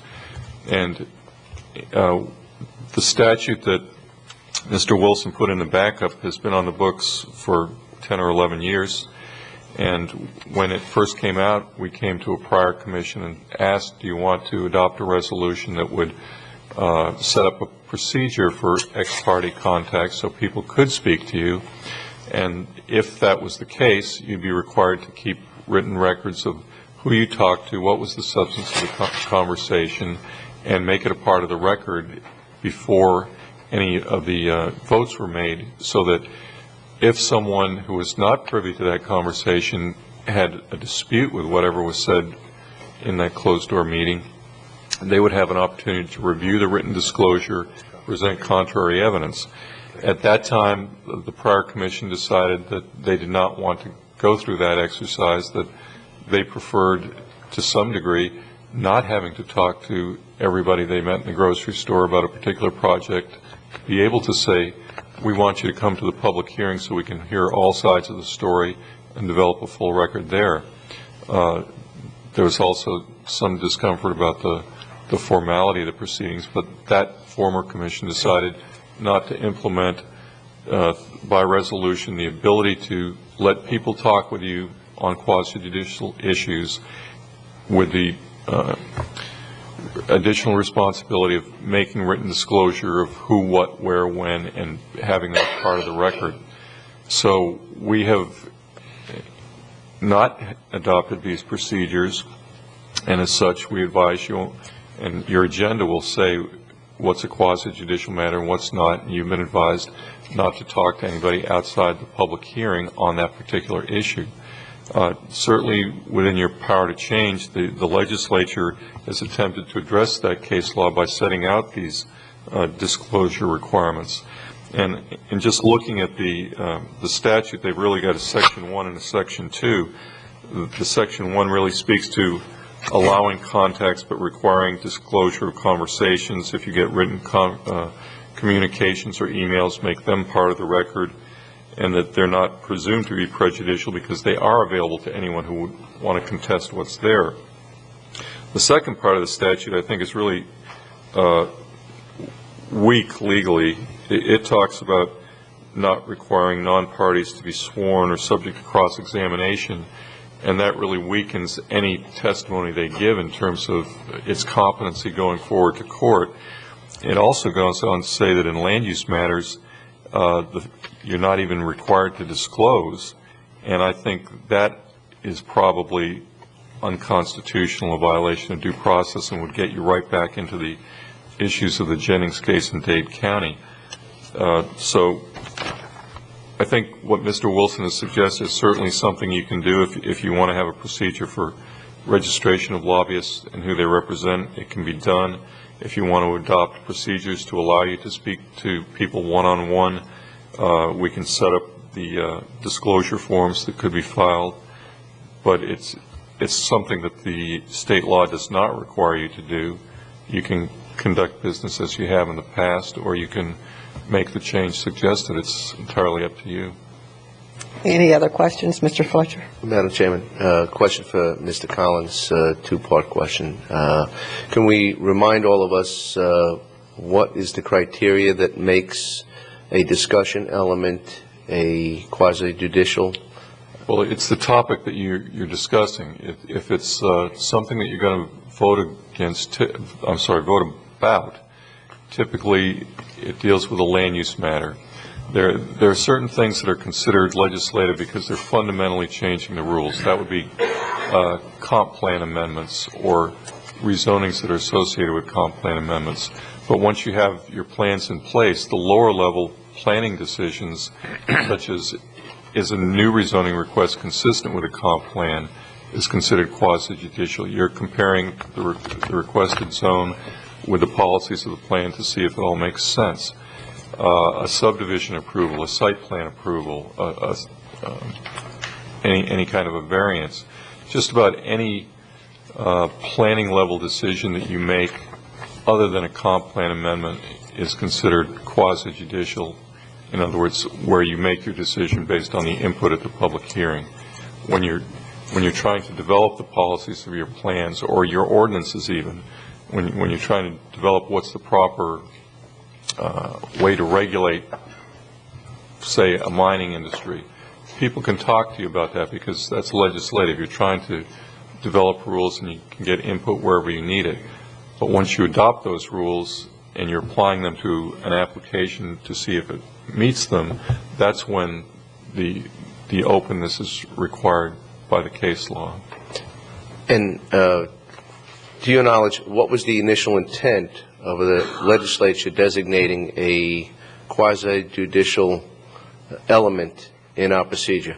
The legislature didn't designate it. The courts characterized these lower level planning decisions as quasi-judicial.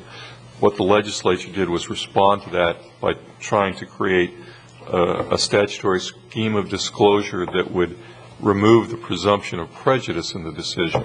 The prejudice comes from hearing only one side of the story. What the legislature tried to do was remove that prejudice from the one-sided contact that the judge saw by saying it won't be prejudicial if you disclose it, if you put in writing what somebody told you, or you make the writing they gave you available to all sides to review and comment on or rebut. And could it be recorded versus writing? Or has it got to be in writing? Well, I think we've got flexibility to do it however we want. It becomes a question of where's the repository of the tapes and who has the equipment to listen to them. And did I heard you say correctly that in the statute that there was no requirement for an oath of truth? No, what I said was the statute sets out a couple of different schemes. One for disclosure, another one that says non-parties need not be sworn, but parties would be sworn. Say that again? Bless you. The second statutory scheme... Call them scenarios better than scheme. Scenario. Thank you. Says that if you're not a party, if you're just a interested observer, you need not be sworn as subject to cross-examination. In my mind, that weakens any testimony you give and probably makes it inconsequential if the matter goes to court. Okay. So that option, I think, is a poor one. All right. Commissioner Davis, in St. Lucie County, what they simply do is they declare at the beginning of the meeting that I have talked to a representative of so-and-so, and that being on the tape and as part of the public records and part of the minutes becomes the declaration, and that is the extent what kind of of what backup, their requirement is. Mr. Wilson, what kind of backup? That is the extent of their requirement. I think that would be deficient if you just said who you represented and didn't say what you told the person on behalf of your client. I'm just telling you what they do. Whether how they do it, I don't know, and I don't live there. I live here. Commissioner Wheeler? Yeah, the biggest, and I believe in total transparency. I think it's healthy. I think it's what Florida Sunshine Law is all about, and I think that's the intent of it, is to keep everything on the table and transparent. But when it gets to quasi-judicial, a lot of times people will call you, talk about it before you even realize it's on an agenda or coming up or whatever, and you get caught in a kind of a trap where you're discussing something you shouldn't be discussing because you have no idea that it's coming up, or it's quasi-judicial or legislative in nature, and the people have been notified, staff has been working on it, but we as commissioners aren't aware of it oftentimes that far out. So it's kind of it's a situation that is uncomfortable at times. That's what happened when I was to talk to Mr. Davis. It is on the agenda, but I need to talk to Mr. Davis about something long before it gets on the agenda. Right. So there is great confusion as to what is quasi-judicial. There are some, as an example, when you change the zoning and the land use at the same time, that becomes legislative. When you do it separately, that is quasi-judicial. The other consideration, and I don't know the extent of this, but the other consideration, frankly, is that's what a lot of commissioners are getting in trouble about down south, is because they didn't have a procedure for being able to report that there were conversations going on. And just like you say, you could end up having a conversation without meaning to have the conversation. Oh, but I don't want this to go too much, but I think it was much more than a conversation while they're... I think that's true. Let's don't leave it at a conversation. I think that's true. But transparency... When you pay your light bill with it, that's right. Transparency is the issue. There's not a difficulty here, I can guarantee you. But transparency is the issue. Whether or not you feel that way, frankly, the public is starting to wonder whether conversations take place, and we need to be able to tell them whether conversations took place or they didn't take place. Commissioner Fleischer? Are we now about to consider to add another layer of government, another gate No, sir. in which conversations to take place? No, sir. I'm not advocating that we do that. And I'm not even advocating the procedure. I have great faith in Mr. Collins to be able to do a proper procedure that answers your questions. And that's all I'm asking you to do today, is to ask Mr. Collins to come up with a procedure for those two things: the registration of paid interested parties, and number two is a procedure by which you can protect yourself, the county, and everybody else, and still have contact with citizens who need to talk to you, dealing with the procedural problem we have with ex parte conversations. And then you can have it brought back to you, and y'all can decide whether you want to reject it or not. Right. But I think that we need to have some conversation. This is just a little presentation from me. There's no public involvement. There hadn't been enough But when he brings it back, we'll be able to discuss that. Commissioner Davis? Yes, ma'am. I think we have two issues, just like you said. I think the first one, we need to register the lobbyist to be in line with the state law, even if he doesn't see us as in, that lobbyist doesn't see us in ex parte communications. If they're before us, we should register that, shouldn't we? State law doesn't require counties to have registration policies for lobbyists. I think you have to lobby, you have to register to lobby the state or its agencies, but we're home rule. We can set up whatever procedures we want. Oh, that's interesting. This is something from the public, and we haven't had a whole lot of thought process, and this is the first time anybody's really brought this forward. If we want to think on this, and if somebody down the road, Commissioner, wants to put it under their matters, maybe that's the way to go, or if you... Madam Chairman, I understand exactly what you're saying, and I think that's prudent advice, but I think this is beyond, and I don't want to slight anybody here, but this is beyond the Commissioner's realm. We're clearly over into the legal realm. Not to say that we can't handle that to a certain extent, but I don't want to... I think really what we need to do is to just come back and determine whether or not we want to have a policy where we can have ex parte communications or leave it the way it is. If we do want to have ex parte communications, then we need to be able to have a system in place to delineate that and to deal with it and to disclose that. And so maybe the first step to take is, and I don't know whether we should decide that now, but do we want to have ex parte communication? Well, I think that's what I'm saying, that if any commissioner wants to change what we are doing now, put it under your matters, do some homework, and go from there. Okay.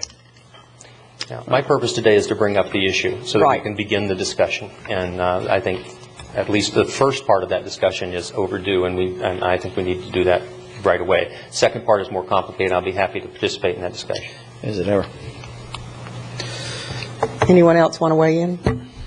I guess that would be legislative, and we could talk to you then. Is that correct? I actually checked that. Yes. Now that I'll be able to discuss with each of you the different pros and cons if you want to talk to me. Okay. Okay. Thank you very much. Okay. We need to take a break. We're a little over time. We take one every 90 minutes. 10-minute break, please. All that chocolate.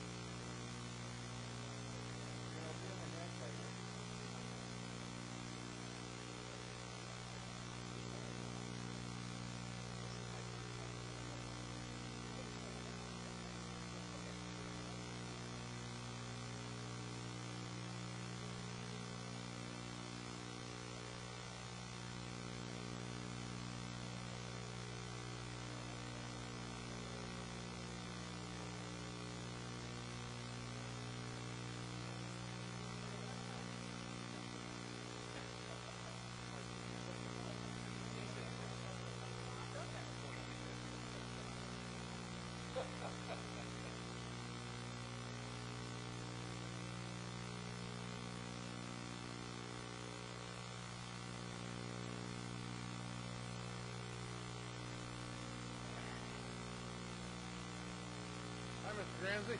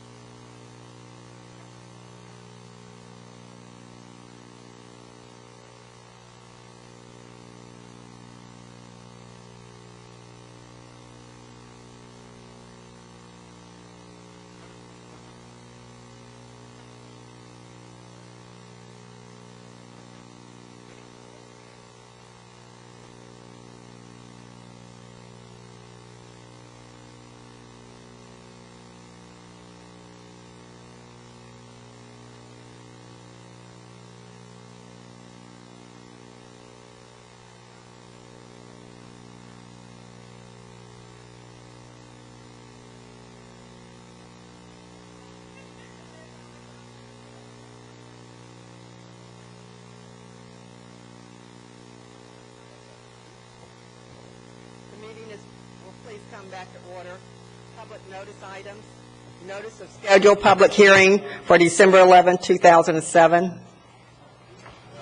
An ordinance of the Board of County Commissioners of Indian River County, Florida, amending Section 104.06 Code of Ethics and Conduct of the Indian River County Code, providing for codification, providing for severability, and providing for an effective date. Memorandum dated, not dated, okay, 271, legislative.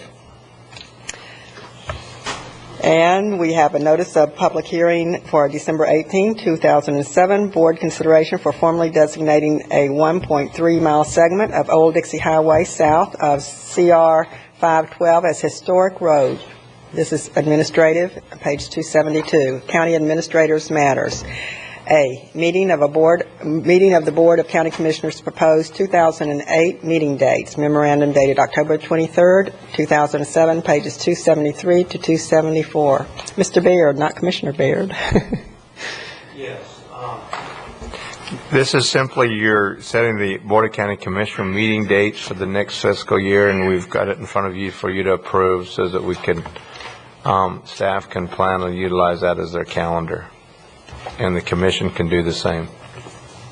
If I may, Madam Chair? Yes, please. The only one is August 26th. If we're going to have the two meetings in August, or whatever you want in August, but August 26th is Election Day, and I think there's 3 commissioners here that would probably like to be working Election Day rather than having a meeting. That's why we have it for your approval. If you would prefer to have that date removed, we'll be glad to do so. Yeah. I prefer that date to be removed. Okay.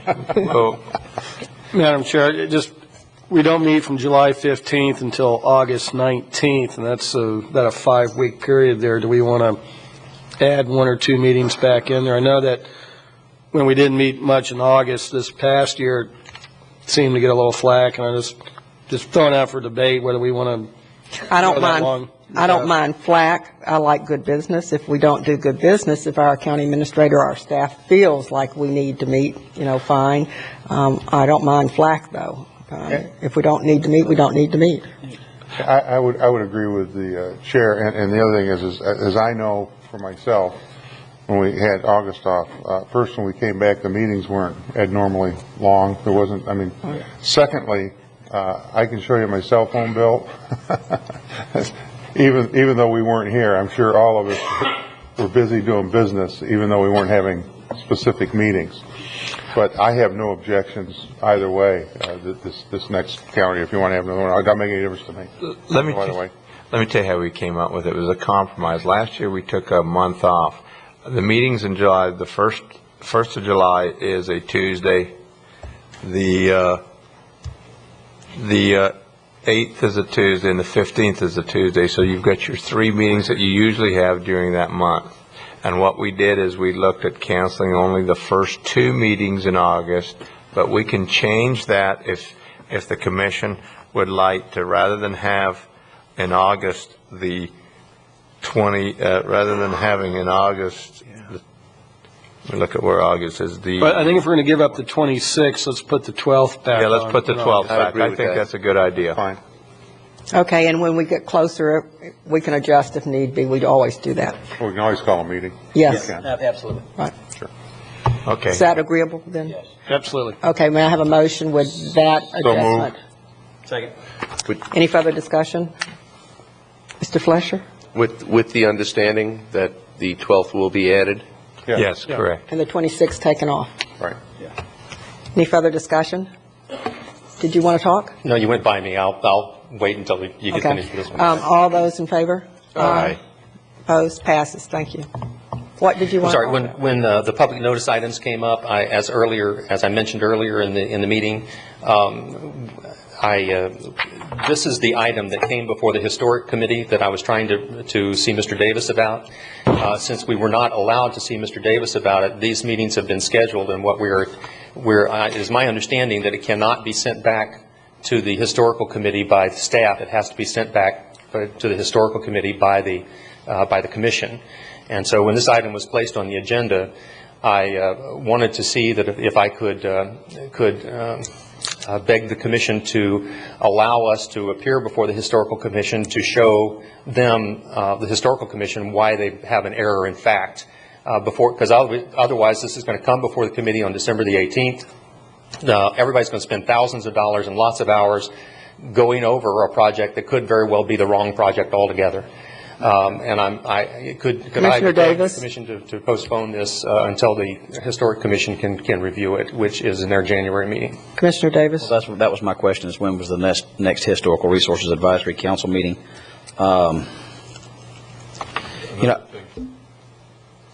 Another thing to take into consideration is this meeting's been advertised, notices have been sent out to surrounding property owners.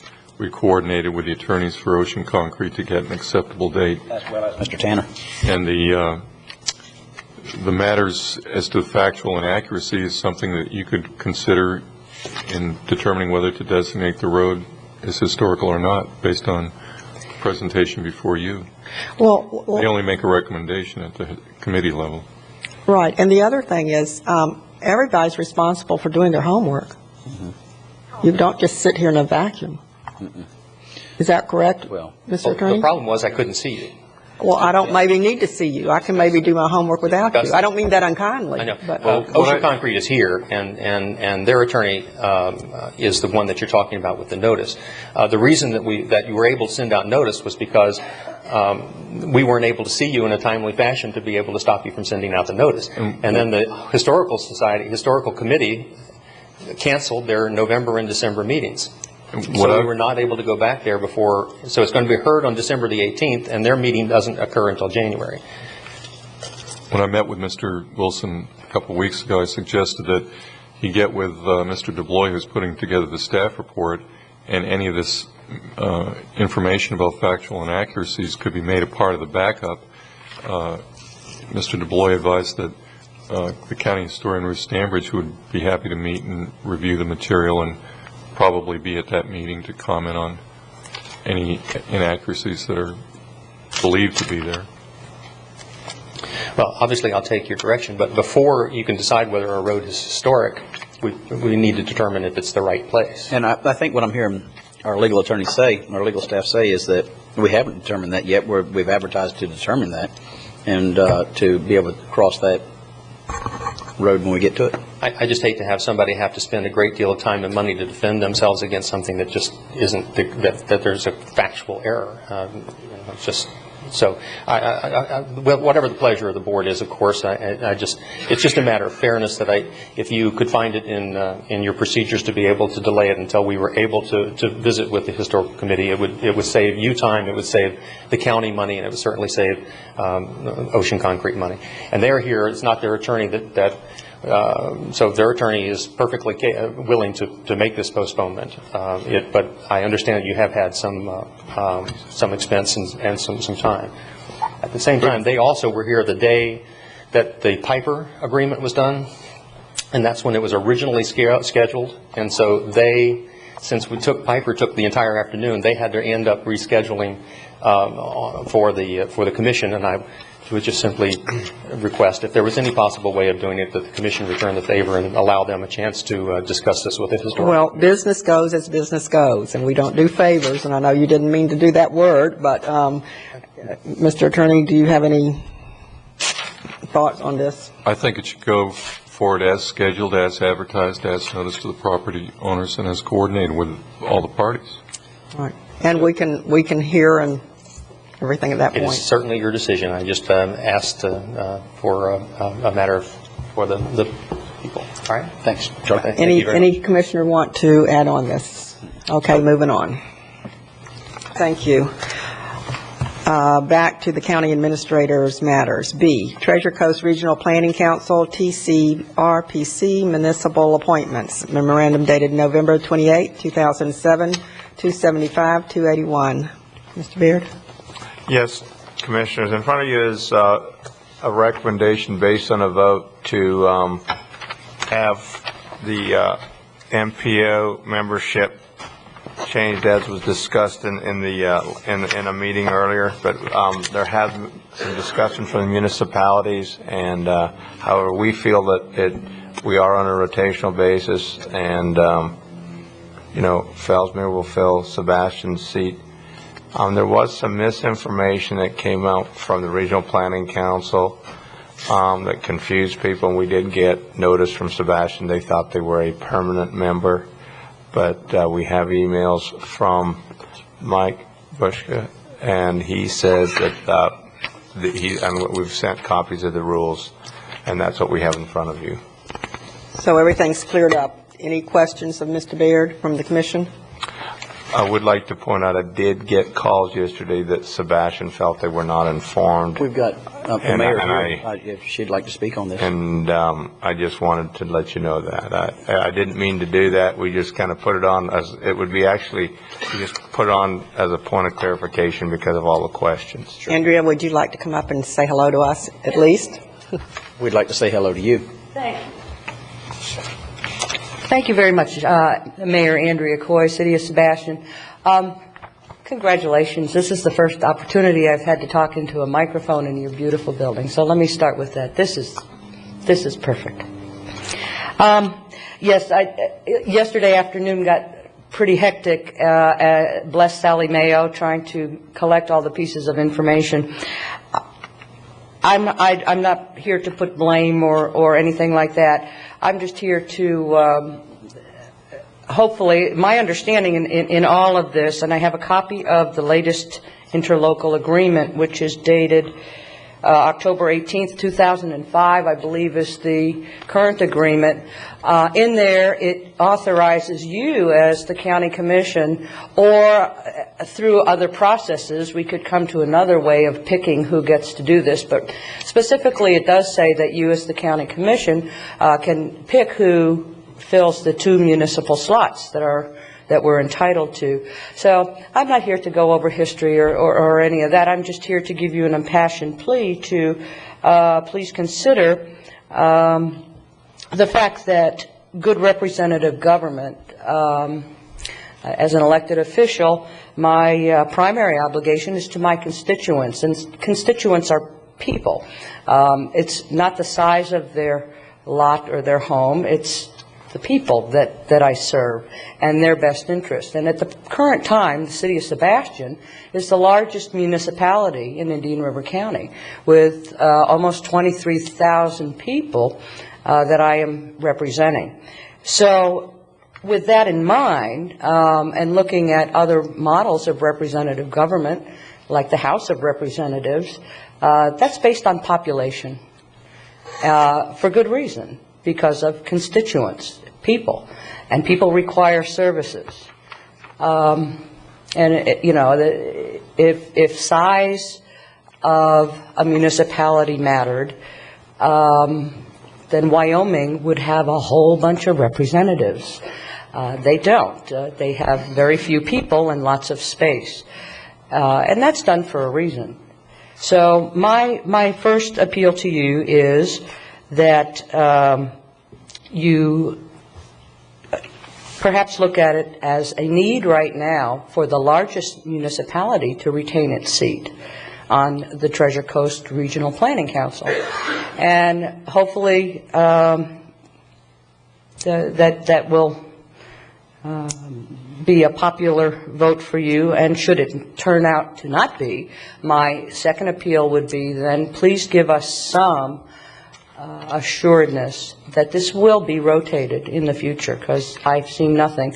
I see nothing, too, in this interlocal agreement. I could find it nowhere that says it will rotate. So somewhere along the line, maybe in a meeting I missed with you all, or somewhere maybe you all discussed that, but that had not been brought to my attention. But my first appeal would be that you would consider Sebastian to be currently a member, and that when other municipalities start reaching thresholds that would require more attention with constituents and services required, that you then consider moving the position to another municipality. So thank you very much for your time. Thank you. Thank you, ma'am. Any questions of the mayor? Just, Wesley? Yes, ma'am. Just like to address the first part of it. It was the intent if I'm not mistaken, at our last meeting, or not last meeting, but last time we discussed this, was to have a large municipalities representation and a small municipalities in the county representation. Of course, these are they're voting on decisions that happen down throughout the Treasure Coast and in Palm Beach County, and we thought it'd be beneficial to not have two large municipalities, i.e. Sebastian and Vero, at the same time, and not a small municipalities view. So just a way to be as fair as possible. That was the rationale behind the decision to move it forward. So while it may not be in the interlocal agreement between the Treasure Coast Regional Planning Council, is certainly the intent of this commission to see to it that a large municipality, be it Vero or be it Sebastian, be represented, and then a small municipality, be it Indian River Shores, Fellsmere, Orchid, have representation at the same time. And of course, if we went by those that demanded services and everything, I believe Vero Lake Estates would have a permanent seat. So. Maybe they should. And we did talk about rotation. Yes, we did. But that's a great point, though, because of that very issue. Could I ask a question? Was it ever considered, and that's a well-taken point, that rotating in, and right now it's recognized Fellsmere has an up-and-coming need for planning purposes. But then using your same rationale, perhaps then Fellsmere could be rotated with Vero Beach as well as Sebastian, and not just rotating Sebastian out every other time, but rotating it in with Vero Beach. It's my understanding that Indian River Shores and Orchid perhaps aren't as interested in participating. I'm not speaking for them, but... and there have been times when Vero Beach wasn't as interested, right. But now they are more so interested. So things change and come and go and everything, and I think we did, I think Fellsmere did come before the previous They were actually promised a seat back in November. Yes, and we held them off until the new year. So if you would then consider, on the rotation, if you would consider rotating them in and out with Vero also, and so not always excluding Sebastian to include Fellsmere, but then the next rotation around, rotate Vero and Fellsmere. We'll take everything under consideration. Yeah. Thank you, ma'am, very much. Mayor. And thank you, Council. Does the mayor of Fellsmere or Susan like to speak? Okay. How are you guys doing today? Good to see you this morning. I don't really. Can we have your name and address, please? Susan Adams, 10 North Cypress Street, Fellsmere. I don't think there's really a need for me to add much more to this. We've been through this many meetings on the subject. I think it's pretty much wrapped up. The only item I would add is you do have a House of Representatives that's based on population, but you also have the Senate, which is based on equal representation, so everybody does get a chance to participate equally. So that's Thank you, Susan. Thank you. Thank you for your I'd like to input. Yes. make a motion. I would like to move that on an annual basis, we rotate these to the various cities, that our policy would be that we'd evaluate this on an annual basis. Evaluate on an annual basis, okay. Now, evaluate or rotate? Evaluate The rotation. Okay. Evaluate the rotation. And rotate. Would you like to have a policy in place so that it doesn't become a political issue, or would you like to, what was your thought as far as the rotation? I'd like to see our policy state clearly that on an annual basis that we will rotate. And if the next person in rotations isn't interested, then it moves to the next one and they go back to the bottom of the line again. It'd be simple to do that. I like what you're saying. I guess my concern is sometimes you'll have a representative from a municipality say, because it's there for the taking, I guess, they'll opt into it, and then the burn to go will diminish. That being the case, I think we could also put in that policy if they miss more than 3 consecutive meetings like we do in other things, that they be replaced. And I think it is in the Treasure Coast. Okay. Yeah, I agree with the rotation. As far as the permanent seat, I didn't think that was good planning. So I do agree with the rotation. In fact, I think we decided that, didn't we? We've already decided that. We've already decided that.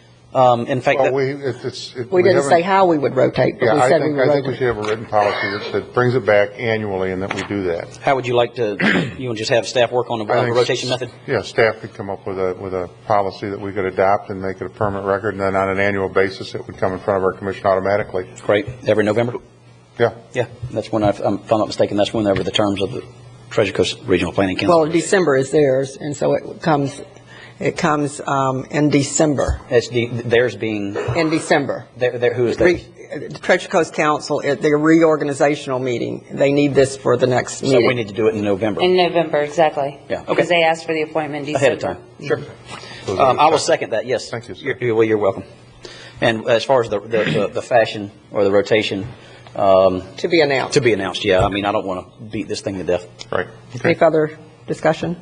And then just, I assume that's accepting the proposed is. assignments as we see them here for. Yes. Okay. Anything else?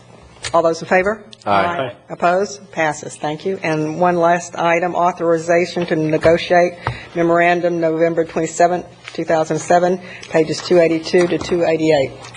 Yes, Commissioners, in November of 2006, Frank McCord, owner of the Los Angeles Dodgers, advised me that the Dodgers expected to enter in a memorandum of understanding with the city of Glendale, Arizona, and to explore the possibility of building a spring training complex.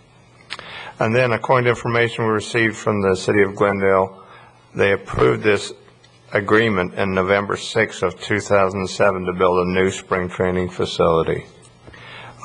In a letter from Santiago Fernandez, or Sam Fernandez, Senior Vice President and General Counsel for the Dodgers, dated November 16, 2007, I was advised that the Dodgers will continue to comply with the terms of the facility lease agreement with Indian River County. Mr. Fernandez also advised that the Dodgers would be playing at least 10 of their spring training home games at the facility in 2008. At this time, staff believes that it is the county's best interest to negotiate an option agreement or agreements for the future lease of Dodgertown with a major league baseball team or teams. In the event that the Dodgers officially notify Indian River County they are not, in the event that the Dodgers notify Indian River County they are moving their spring training. In the past, we've used Bryant Miller and all of us as our lawyers. We feel it's in the best interest right now to try, and we'll probably try and negotiate for a team to come here in 2009. I think that's when we believe the Dodgers will not be here. If we don't start negotiating with the team now, we could find ourselves not having a team. And therefore, I think it's becoming extremely important for the community that we try and tie a team down. Most teams are going to have to give notice they're leaving or are in the process of entering in new agreements and have to plan ahead. So that's why in front of you today I have a resolution giving me authorization as county administrator to negotiate on behalf of the commission and enter in an option agreement. Any questions of Mr. Beard? Madam Chairman, move to approve the resolution authorized to negotiate. We have a first and second. Any further discussion? All those in favor? Aye. Opposed? Passes. We had, Mr. Barber would like to, he was, I'm Okay, assuming- passes, but I will open it to the public. Guy Barber, Highlands Drive, Southwest Vero Beach. Give him the power to negotiate what? Mr. Go ahead, Beard. Joe. A new lease agreement with a new team to step in the place of the Dodgers. Okay, you're going to negotiate with a new team. Please, Mr. Baird, do not make your anticipation on having a new team here make it an obligation for me to pay for it or anybody else in this county. Do not negotiate $1 million deals with baseball teams to come into Vero Beach. We're tired of it. We're tapped out. I like you, Mr. Baird, but I can't afford you anymore. That's just that plain and simple. Everybody's talking about this. You want to bring another team in here, that's all fine and well. If they can pay a pitcher $7 million a year to throw a ball on the field, they can pay to have their own field. We're tired of it. We're tired of the deals. You want to negotiate, negotiate. We got Vero Beach, we got beautiful weather, we got beautiful people, we got a field. Play. Don't make no multi-million-dollar deals that we're going to build them palatial locker rooms and everything else. Let's just keep this basic, simple, stupid for these people. We got a team moving out and another team moving in. We can't afford this anymore. People are getting tapped out here. You've seen the foreclosure rent. You've seen the jobless rate. What are you going to do? We're going to put $1 million into a baseball team to come down here and nobody can afford to buy a ticket to go watch them? I don't think that's ever been discussed. I've never heard a word about us paying a team to come here. Am I missing something? Yeah, I think I need to explain to you, maybe there's some misinformation you have, and that might be my fault. We purchased the Dodger facility, which is about 64 acres with the convention center and the hotel there. And we did a bond issue for around $16.9 million. That bond issue is paid annually by a debt service payment of $1.3 million. And of that $1.3 million, $500,000 comes from the state. About $400,000 comes, or $350,000 comes from the optional tourist tax, which local people don't pay, and about $400,000 comes from the local level. Now, we own the facility. It's our property, and it becomes the county's property. I don't have a problem with us owning the property. And even though you talk about different state money and this money, it's all our money. I don't I disagree. don't have any problem with the fact that you own the property. I read in the paper where the Dodgers have an option to buy that land back before you have an option to do anything else with it. And that upsets me, because if they do that, then we're talking about another team coming in and perhaps getting involved in another financial affair. I don't have any problem with the ball team coming in. I don't have any problem with the Dodgers leaving. I don't pay any attention to baseball anyway. But what I am watching is I don't want to see another deal come down the line where you're not allowed to talk about it. You're not allowed to tell us what's going on. Everything's secret. And then one day we wake up and hear, say, oh, well, we got to come up with another $30 million. I just don't want that. I don't care how you bring another team in here. I don't want to pay for it. Thank you. Yeah, I'd like to point out we're not paying a team to come here, but I'd like to clarify a few other things that you said, and one of them is that the facility is ours, and the idea is if they leave, we can exercise liquidative damages, which means they have to pay off the bonds and buy the property at fair market value. So we'd get all our money back, or money plus. It's probably the best real estate investment we've ever made. So that's what you need to remember. And I'm not here to debate. I just want to get the facts out there correctly. Okay, you are a government entity. You're not a private corporation. I'm not interested in how cool of a land investment this is, or a real estate investment. I don't want the Dodgers buying it back. You understand what I'm saying? If we already own it now, let's keep it. Let's get out of the land swapping business. Keep what we have. If the Dodgers want to leave, let them go, and another team can come in. All I'm saying is, I don't want another team to come in, and it's going to cost us millions of dollars to get them in here, whether we own the land or not. But I certainly don't want to see that piece of land, and according to the original compact, it should have never been sold to begin with. And according to the deed restrictions that are on it, even if the Dodgers did buy it back, you can't use it for anything other than the recreational purposes for the city. Okay? But what I'm saying is I don't want to hear about we got an orange-colored team coming in for $27,000, $38,000 or something like that we have to put up with to get these guys the privilege of coming down here and play for us. That's all I'm asking for. If you can get out, I don't want to lose the land. I don't want to sell it back to the Dodgers, because we have a very bad history of selling cheap and buying high in this county. And it's a record. I'm sorry, it's a record. You all have a record for it. It's on record. That's what you do. You sell cheap and you buy high. Okay? You just pulled $66 million out of Tallahassee. Pay everything off. Pay the bonds off, whatever. Let's get this thing back on solid ground, but we cannot afford another $30 million baseball deal. Thank you very much. I'm curious, though.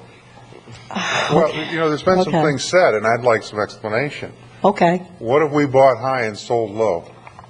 The other thing is Mr. Barber, you mentioned that we're a government and not a business, but some of the business decisions that have been made over the past 2 or 3 decades by this board, remember, regardless of who's sitting here, have been good business deals. For instance, our landfill, our utilities, our golf course, it's all enterprise funds. They pay for themselves and in essence make a profit.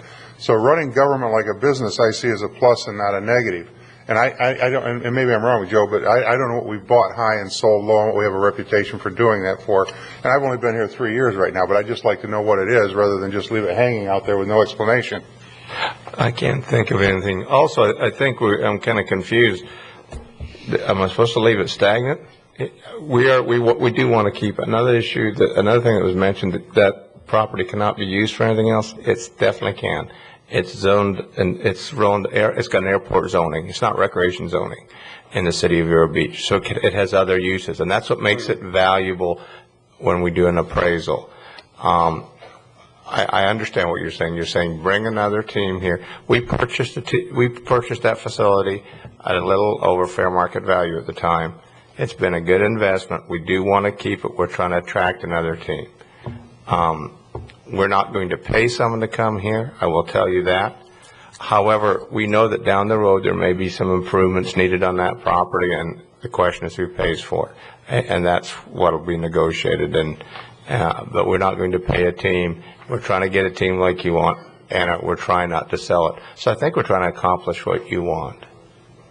Well, when you talk about good investments and you talk about recycling the landfill or the electric or whatever like that, don't compare that to a sports team. That's apples and oranges. Okay? One is for the service of the people, the other is for the pleasure of those who like baseball.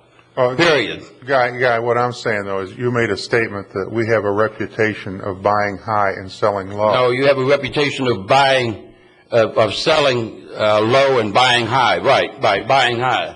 Yeah, okay. and I'd like to know what I'd like examples. I'm not aware of any. You've made a statement that's somewhat derogatory about the way the county does business, and that's your prerogative. I'd just like to know what it is. Because if there's something there I'm not aware of, I'd like to look into it and try to correct it. But I'm not aware of any, and apparently you are, and that's what I'm asking is, would you please share them with us? Well, the initial, when you start down the pike about the initial sale of this property to begin with, years back, and come down here, and the change of hands, and then into Murdoch's hands. I don't believe the county had anything to do with that. I think that's in the city of Vero Beach. It was part of the federal government turning the airport over to the city of Vero Beach, and that was made with the Holmans bringing the Dodgers here in 1948, and whatever arrangements happened. Well, all with the city of Vero Beach, not with the county. Then how's come you guys made a deal with them? You guys made the deal with them. I didn't. I didn't hear the city make the deal with them. I wasn't sitting here, and I can't say that I necessarily, even though, as Mr. Baird pointed out, that was a good deal for the county, but I can't say that I would have supported that at the time. I wasn't sitting here. I was sheriff at the time. But the bottom line is the deal was made to purchase the property back. I'm simply asking that, and let me repeat what you said, that you said that we have a reputation, and I think that's a quote, we have a reputation of buying high and selling low. And I'm just asking, would you give me some examples? Because I would like to look into that and see what we're doing wrong. Well, I'll get the statistics together because I don't have my paperwork with me right now. But I'm sure it won't be too hard to find anything on that. Well, I hope you can. But I can also tell you that it ends up like the deal when you bought the additional golf course thing over there, where the city bought that. That's the city again. That's not us. I understand that, but Mr. Baird was right there. He was right in the middle of the mix of these people when they were doing all these deals. That was when you was the finance director here, and you've been into it in the county administration. Excuse me, but you are part of the county, and you're always involved in it. No, I'm not. I was not. That occurred 3 years after we bought the Dodgers, and I think I maybe need to explain why we purchased the Dodgers back, why we purchased that property in 2000. First of all, the Dodgers was the only publicly owned baseball facility in the nation, and they said they were going to sell it and move. So we offered to buy it to keep them here because they have they create economics for the community. They create jobs. they stimulate the economy. So we purchased the property, and we own it now, and we've kept them here since 2000. And we plan to try and keep a team here as long as we feel it's in the best interest of the community from an economic standpoint. You say we purchased it. Indian River County Board of County Commissioners. The 9-hole golf course was purchased 3 years later.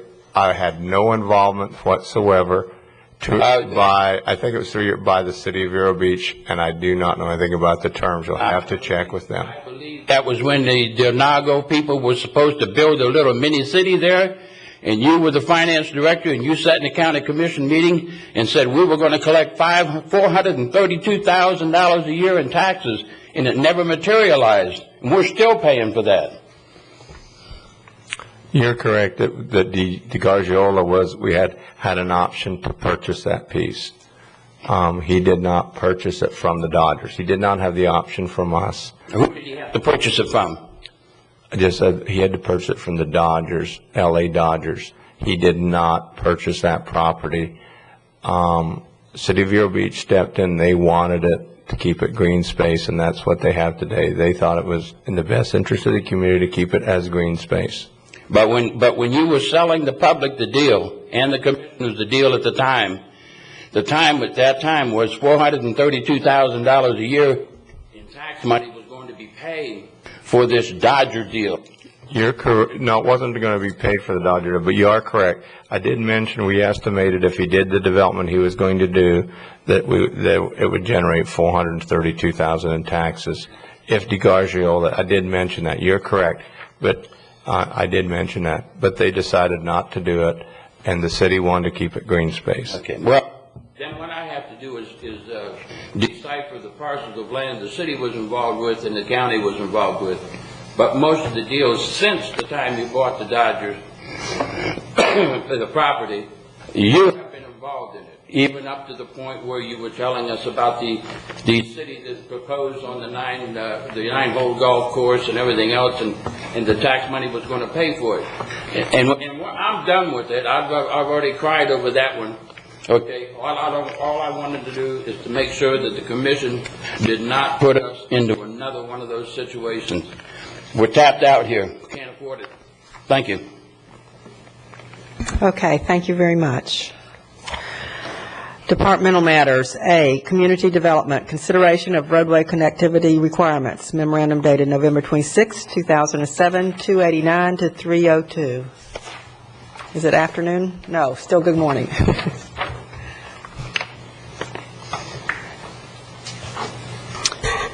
Yes, Stan Bowling, County Planning.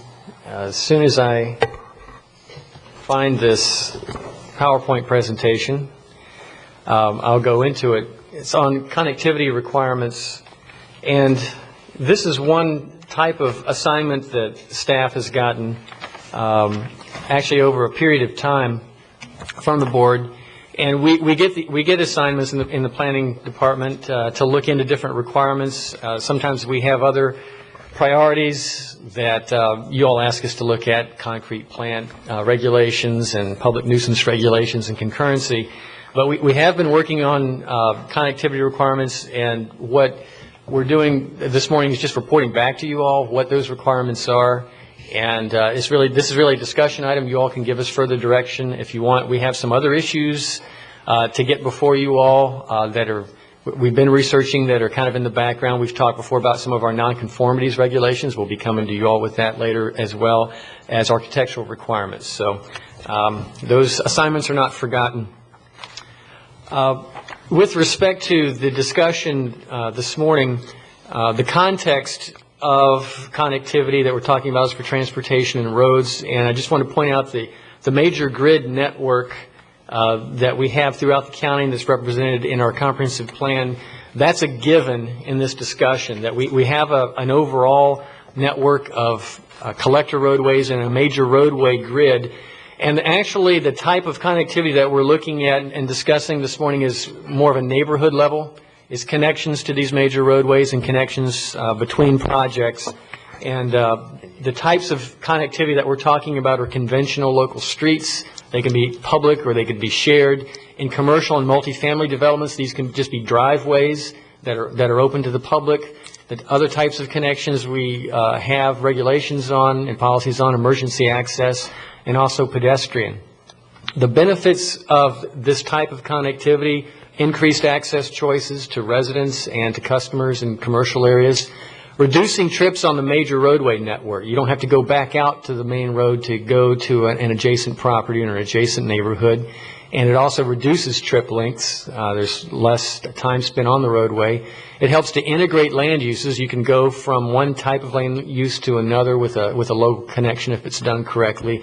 And then pedestrian access choices. A lot of times sidewalks and pedestrian trails follow streets. I want to just give a quick local history of street layouts to give you all the context. We have lots of local examples of the sorts of things that we're talking about. This first slide is actually of the area that the county building is in. Toward the top is where the new county administration building is here. It had just been cleared when this area was taken.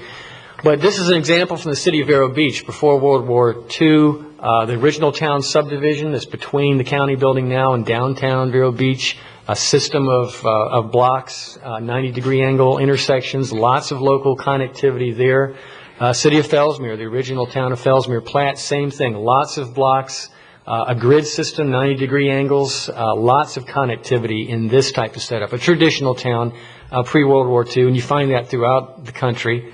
You also find examples of a modified grid in this time period. McCanch Park in the city of Vero Beach is another example. But one thing that I want to point out that's really important, McCanch Park has its own special type of connectivity and grid within McCanch Park, but it always connects and does connect with the rest of the grid. It lines up with the rest of the grid, and same thing along State Road 60, along all sides of it. So even though it has a particular pattern inside, it does relate to the outside. Later in time, after World War II, a typical type of pattern we can see with the General Development Corporation developments in the city of Sebastian Highlands.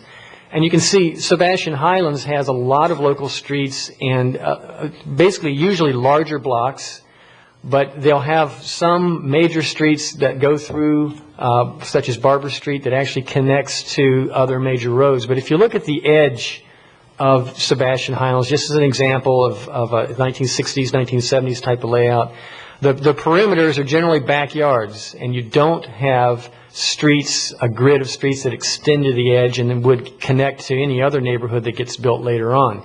And that's why Sebastian Highlands, in a lot of respects, this type of layout, it is kind of isolated. There aren't the number of connections that you have. The same is true with the General Development Corporation subdivision, Vero Beach Highlands. It's a smaller subdivision, but again, within the Highlands has a grid, but it doesn't necessarily extend out to the edges in a lot of places, although it extends out a little more, actually, than the Sebastian Highlands layout does.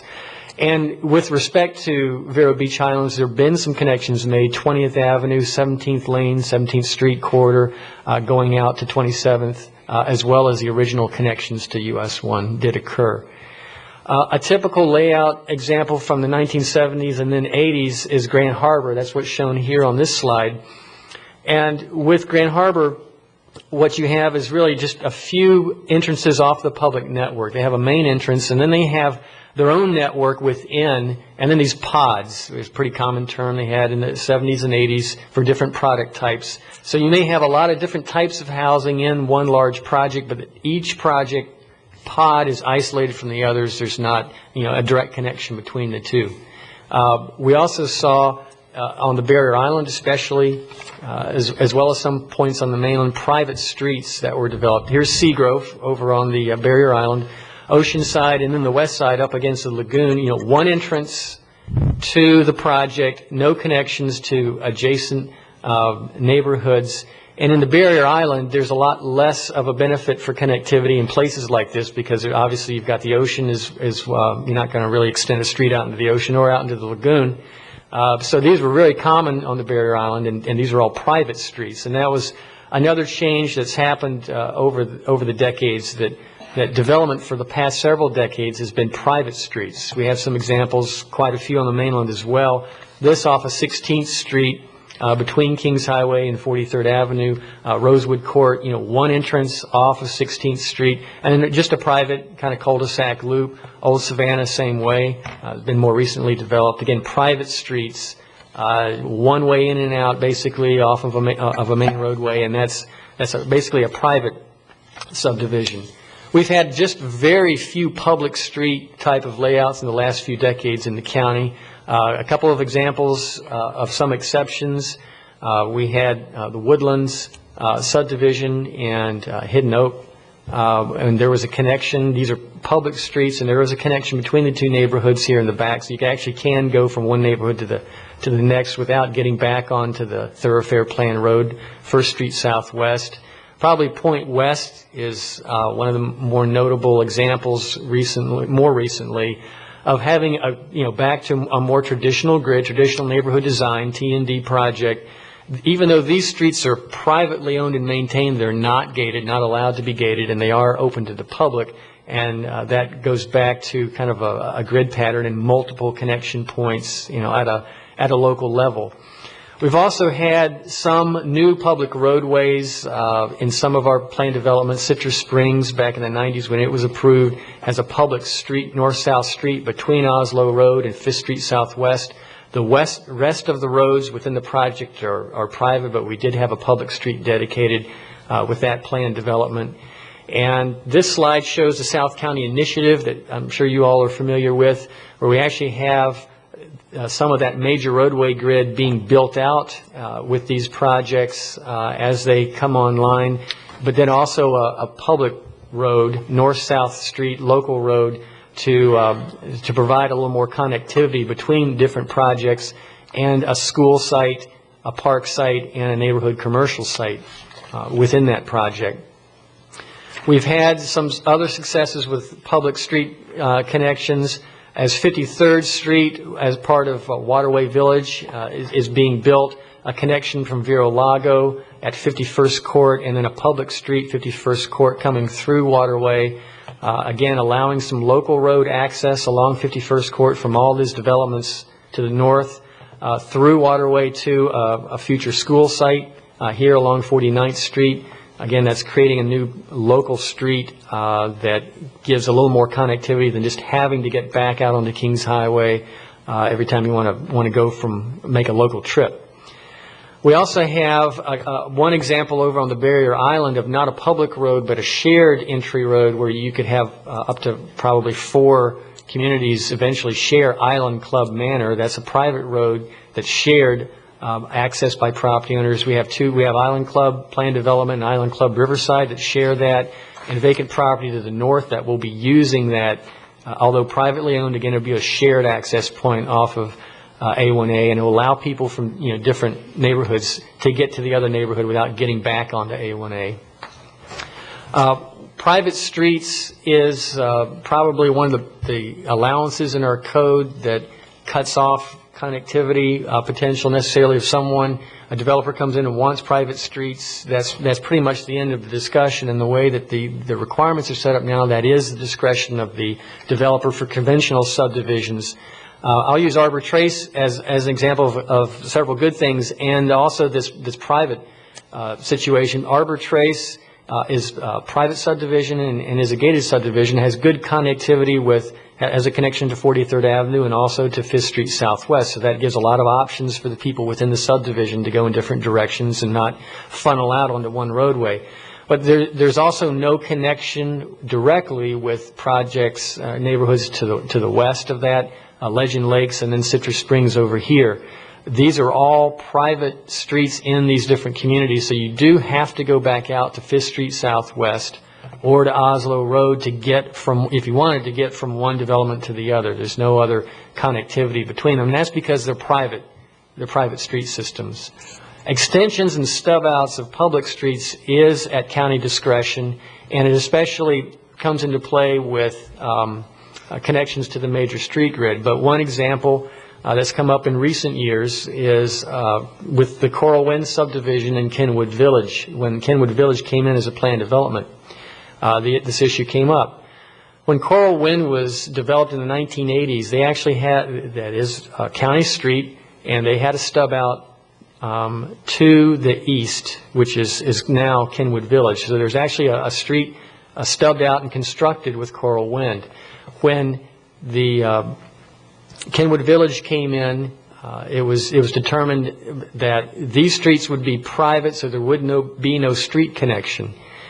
But staff also looked at, and the developer proposed, a pedestrian connection, so you could walk from one subdivision to the next, and that was actually opposed by some Coral Wind residents that were concerned about pedestrian traffic between the two neighborhoods. So that's just an example of, even with an extension or a stub out that was done in the 80s, basically a discretionary decision to not continue that or extend that.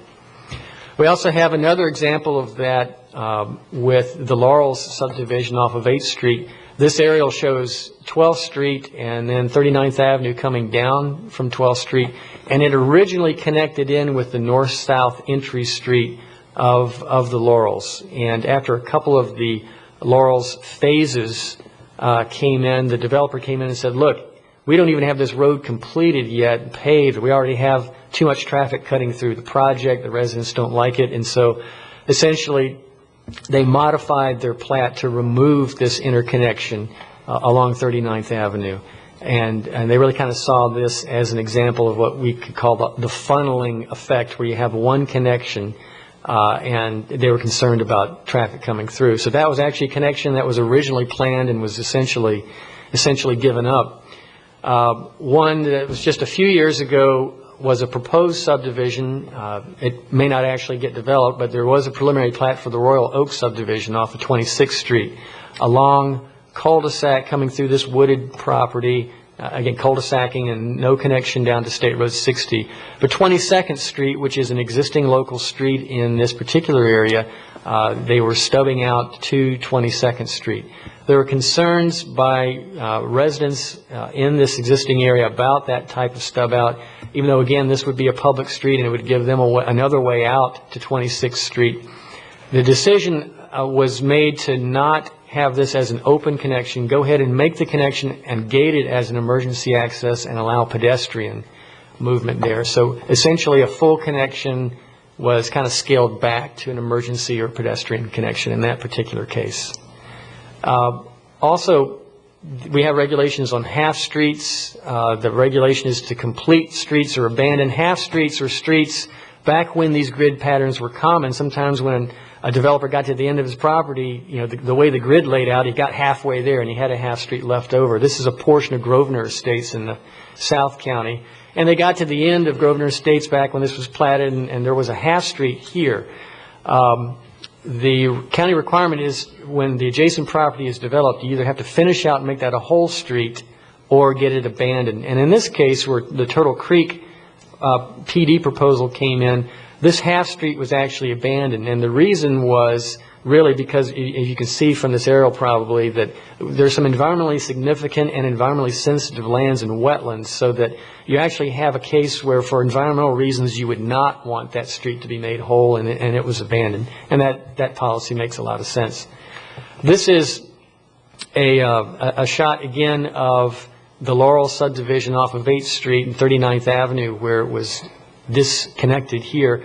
There was also 10th Street, which was a half street that ran along the north side of that subdivision. And essentially the decision was made to abandon 10th Street and just have the north-south streets in this particular area. So that was one place where the half street idea was completely abandoned by county decision. Emergency access, there's an allowance for the county to regulate that in our subdivision ordinance. There's no codified criteria, and we probably should have some. Kind of as a rule of thumb, when there's more than 100 lots, emergency services tends to require it. And that's the case with Lexington Place, which is a partially built subdivision, Oslo Middle School in this area, 20th Avenue and 5th Street Southwest. It's pretty easy to see the emergency access out on the ground here. It's actually paved. It serves their temporary models that they had in sales office they had here. And in the end, when the project is done, this emergency access that's paved will remain. It'll be gated for emergency access, but it also allows pedestrian access from the subdivision to that sidewalk that runs along 20th Avenue and goes out to the school. And there's an aerial of Lexington Place while part of it was under construction.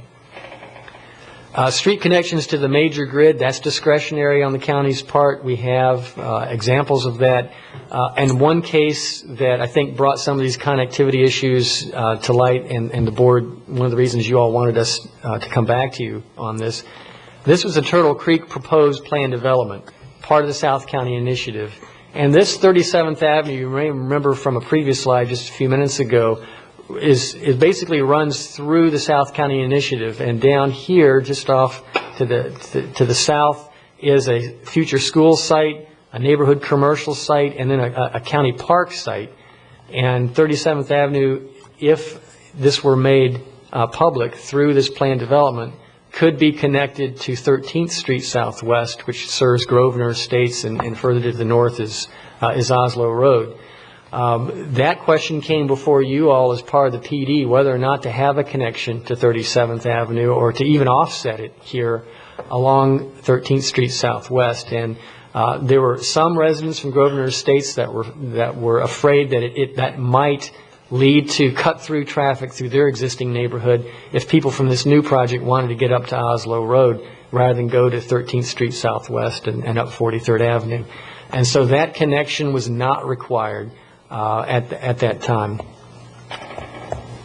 Commercial site interconnections are also discretionary. We've got a lot of examples of those out where the mall is, connections between out parcels to the mall, the ring road, but then also interconnections to the shopping centers, two of them to the east of the mall.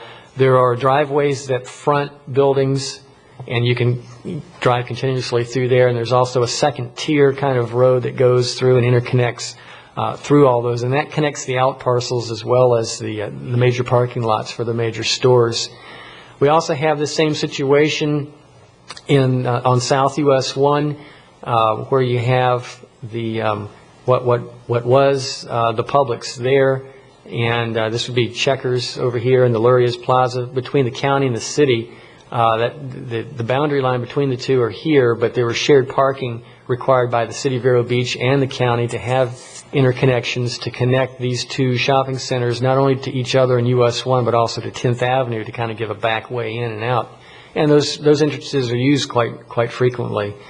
In fact, 10th Avenue, there is an ability, if other sites are redeveloped in the future, to have 10th Avenue extend into the driveway system of the redeveloped Vero Mall and also an adjacent property, commercial property to the north, so that you can interconnect all these shopping centers, not just off of US 1, but also off of a 10th Avenue connection.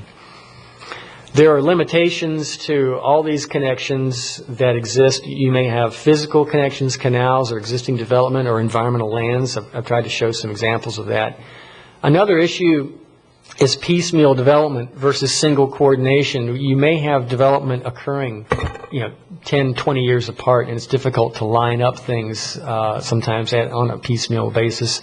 You also have the funneling effect, and this is a situation we recognize where you have a single connection through an existing neighborhood. It can funnel traffic as opposed to having multiple connections. And there are also funding constraints with respect to local roads. All of our requirements are geared toward developers paying for connections or making their own designs fit into the system, and we're not looking to have public money spent to make local road connections. And there are different changes to consider, and we've outlined this in your report, and you all can give us direction on this. One possibility is to make most local streets public, so we don't have private subdivision streets in most of the developments. Would be a big change.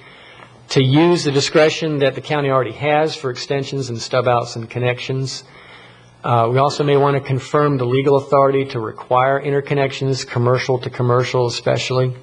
We've had some legal issues or challenges come up with those in the past. We could codify our right-of-way abandonment criteria regarding connectivity. As a practice, we've done that in the past, but we don't have anything in the code on that. We could require when developer comes in on a half street to go ahead and finish out the half street unless there are environmental constraints and have his new lots come off of those existing roads. And we could also develop pre-approved traffic calming designs and actually reevaluate connections. And this goes to the concerns I think a lot of times existing residents have of a proposed connection, the ability to monitor it or even gate it or convert it if their fears pan out. The other possibility is to have some traffic calming designs to try to cut down on speed and other concerns that residents tend to have. They have kind of a toolbox to address those concerns. And that's a lot of information in a short time. I wanted to throw out a lot of examples, but we wanted to get this issue back before you all for discussion, and we can go further with any of these ideas as you all see fit. Commissioner Wheeler, do you have anything? I'll start at your end. Yeah, I agree with almost everything staff is suggesting. I think interconnectivity is one of the most important things we can do as we urbanize. And right now, there's many subdivisions where, I mean, you could actually, particularly south of here, what they've done, you may have a neighbor that lives 200 feet from you, but you have to drive 5 miles to get to them. And I think that the connectivity is very necessary for a good flow of traffic.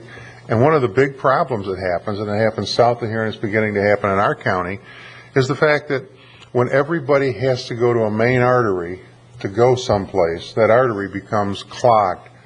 And I think if you live in an urban area that people are going to drive through your neighborhood. They've been doing it for years in the city of Vero Beach. The real traffic jams going west happen after you pass 43rd Avenue because interconnectivity with new development and subdivisions just don't exist like they did when the grid system was laid out. New York City laid out a fabulous grid system, and I can imagine, in looking at the history of it, it was a tremendous political burden to lay that grid system out and to actually make it work because there were businesses that had to be tore down and to put the grid through. One prime example that I see it over the years is going to be a big problem. I live off 33rd Street between 58th Avenue and 66th Avenue. There is no connection to 26th Street other than 58th and 66th. There's a lot of vacant land there yet that's going to be developed and be residential one day, and you're going to have intersections that are going to have to be built and maintained and because there's no connection for, how far is it from 58 to 66?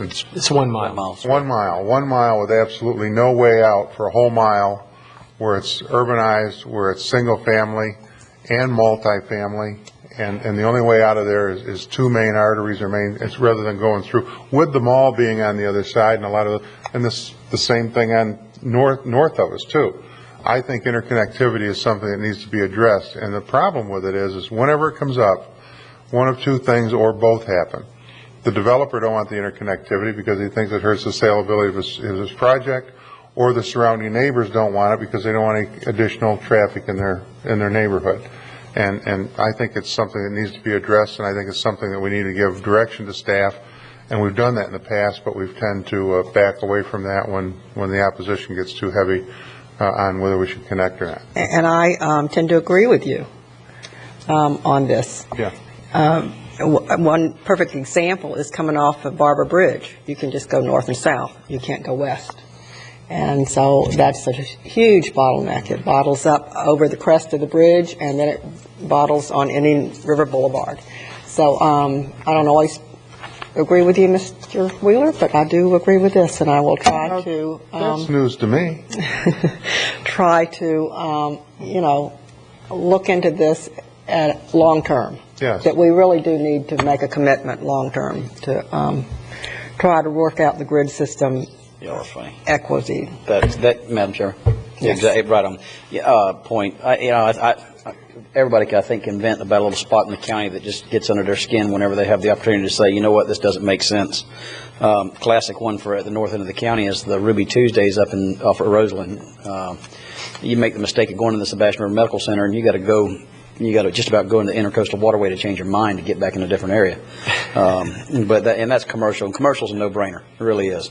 That's something that, in fact, I would almost like for us to, at some time, if we could, almost go back and kind of reevaluate, in particular in the commercial areas, opportunities for us to readdress some interconnectivity issues that we missed because of the piecemeal approach in the development. Commissioner O'Brien, do you have a spot? Yes, thank you, Madam Chair. I agree with what Commissioner Davis just said about the commercial stuff. I think we should require as much connectivity as we can and also to keep the traffic off the main highways. As far as residential projects, I'm a little concerned if we want to make too many of these private streets public just because of the maintenance costs that the county will be incurring when we go back and have to re-asphalt or repave them and things like that. So I think we kind of need to look at that a little bit. Years ago, when my children were very young, we lived at the end of a cul-de-sac, and I understand that there's a lack of connectivity there. I understand that point, but at the same time, as a parent with small kids, we really liked the fact that there was no through traffic, that the only people coming down to our house were the neighbors, and so there's a little peace of mind as far as a parent not having that through traffic. So I can understand the concerns of people that have that. At the same time, I don't think anybody would be or shouldn't be opposed to more pedestrian type connections between neighborhoods like that. And I would like to see us pursue that a little bit more. Walking trails, a lot of these subdivisions now, a lot of people have little golf carts in there, things like that. That would allow what Commissioner Wheeler mentioned about how far you got to go to visit a neighbor. Well, instead of having to drive, let's get out of the car and walk or bike and have those kind of low impact connections. So I'd like to see us pursue that. You don't have a four-wheeler. And I do like or four-wheeler as some of us. And I also would like to see some of the traffic calming devices, maybe not cul-de-sacs at every intersection or roundabouts, but certainly we could put in some traffic islands kind of in a straightaway, which would require traffic to slow down just to kind of do that little bend in the road and keep traffic slower. So I think we do need to look at that. And I really like the idea of more pedestrian and low impact type connections between neighborhoods. Commissioner Fleischer? Well, thank you, Madam Chairman. I am in favor of all of staff's recommendations. I believe that connectivity is in a long time coming, and I most certainly would like to see all of these areas explored. I don't see any one specific element that I have tremendous concern with.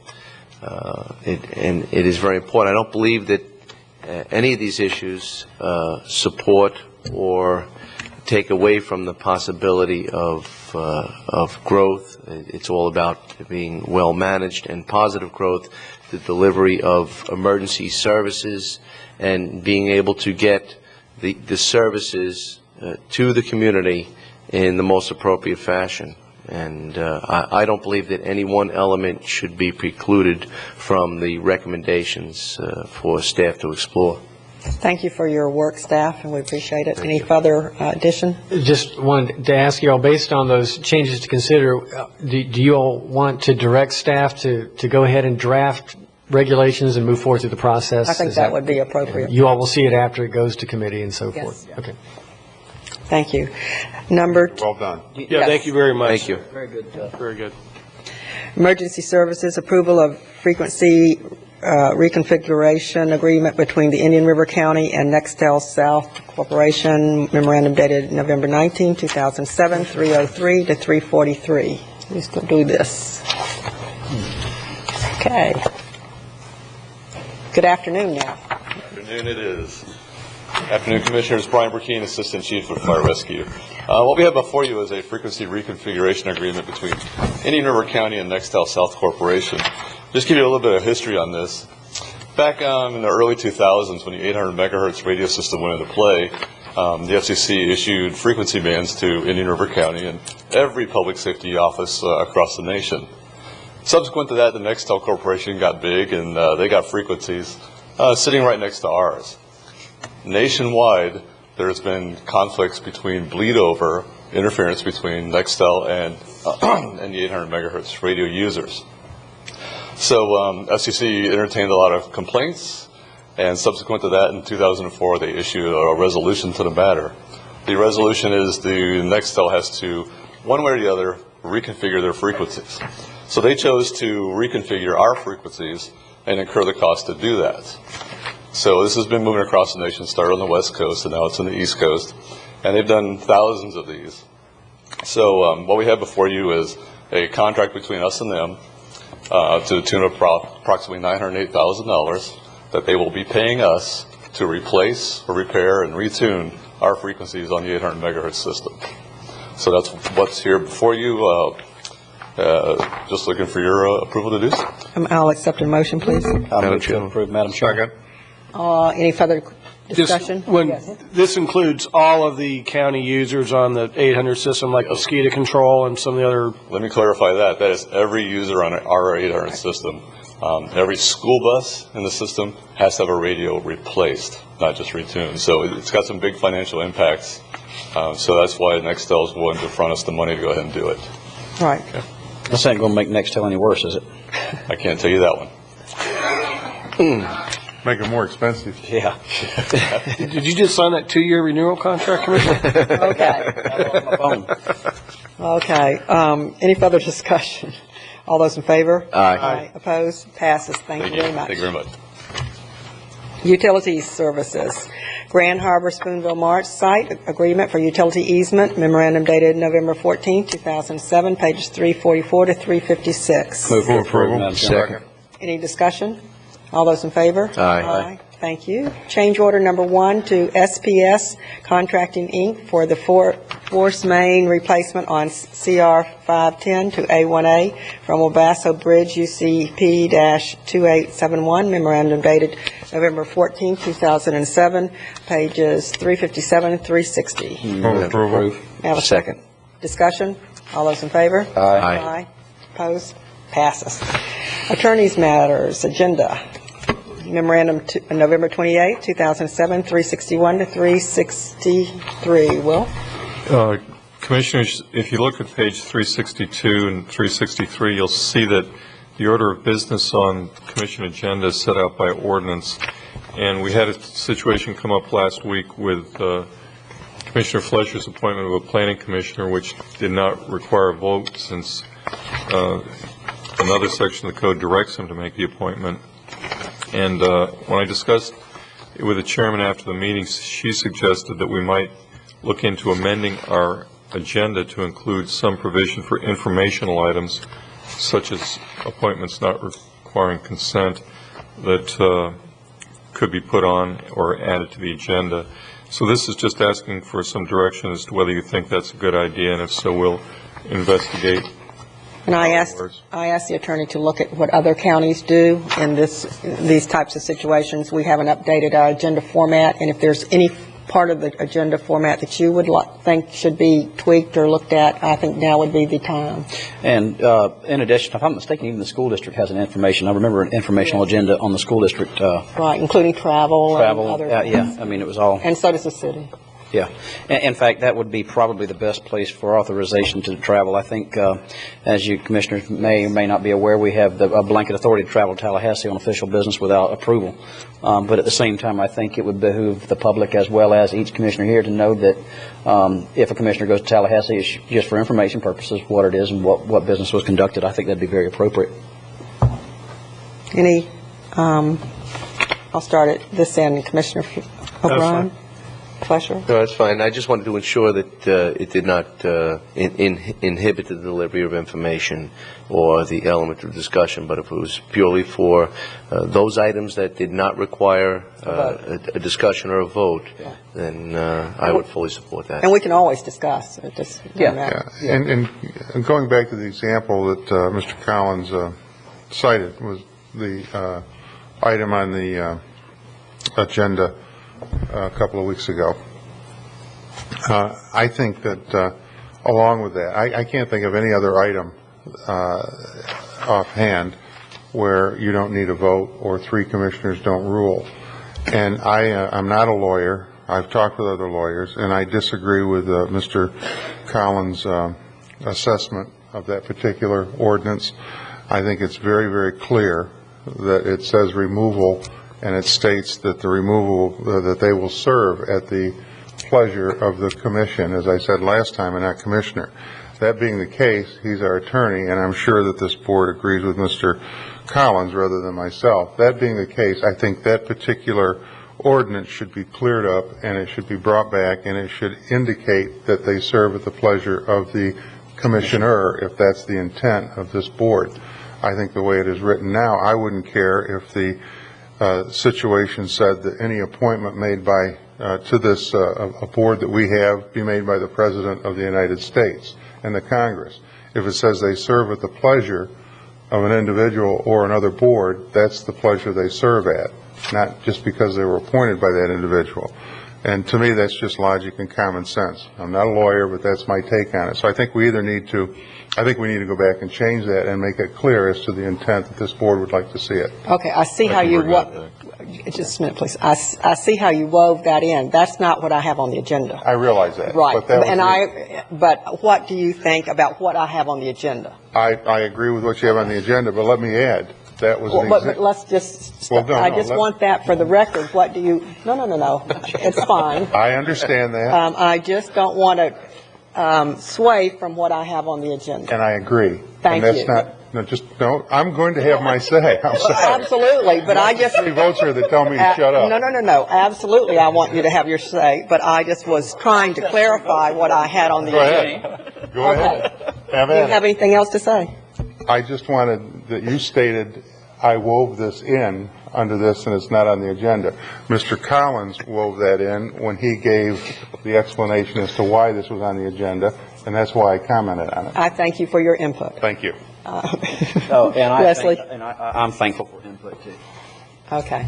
So we clear on all this?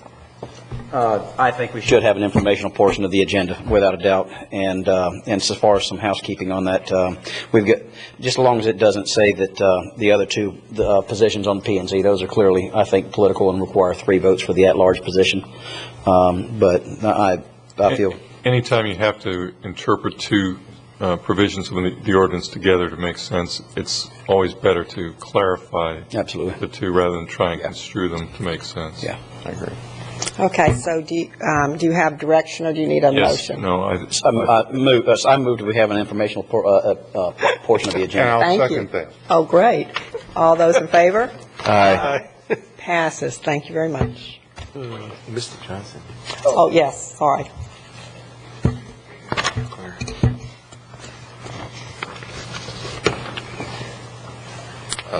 Bob Johnson, Corwin subdivision. I've noticed over the years that there's a tendency to have items brought up and votes taken without really some of the county commissioners having all of the background information. And I would like to suggest that while you're amending the agenda, that there be a change made so that no action be taken that is brought up at one meeting until the next meeting. In other words, if hot action is brought up today, that there not be a vote taken until the next meeting, and that gives everybody an opportunity to research it and then brought back for another opportunity to review. There's not that you can't have an emergency action, but that's my suggestion. Thank you. Thank you. Okay. Next item, Commissioners' items. Commissioner Sandra L. Bowden, Chairman. I have St. Johns River Water Management District water issues, page 364. I did notice in the legal section of the advertising of the Press Journal, a permit for St. John's for water. When I looked into it, and read it, it's very small print, so I had it blown up. They're always very small, these legal things.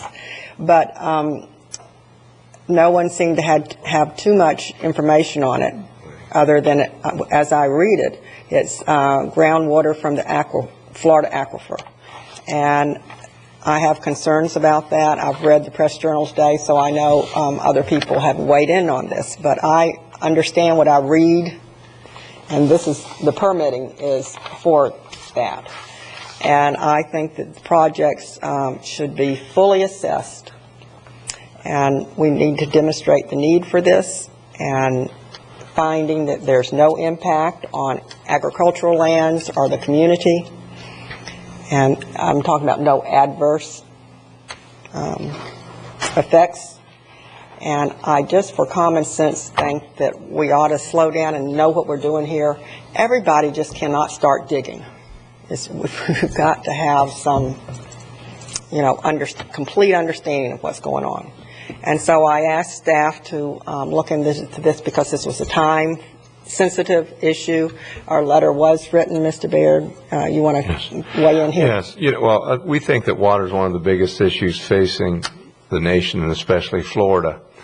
The County Utility Department has been working closely with the Soil Water Conservation Board and along with the Agricultural Committee regarding water supply issues and how they may affect both agriculture and our local residents. The issue relates to the effects of water drawdown with wells or in some cases mining activities.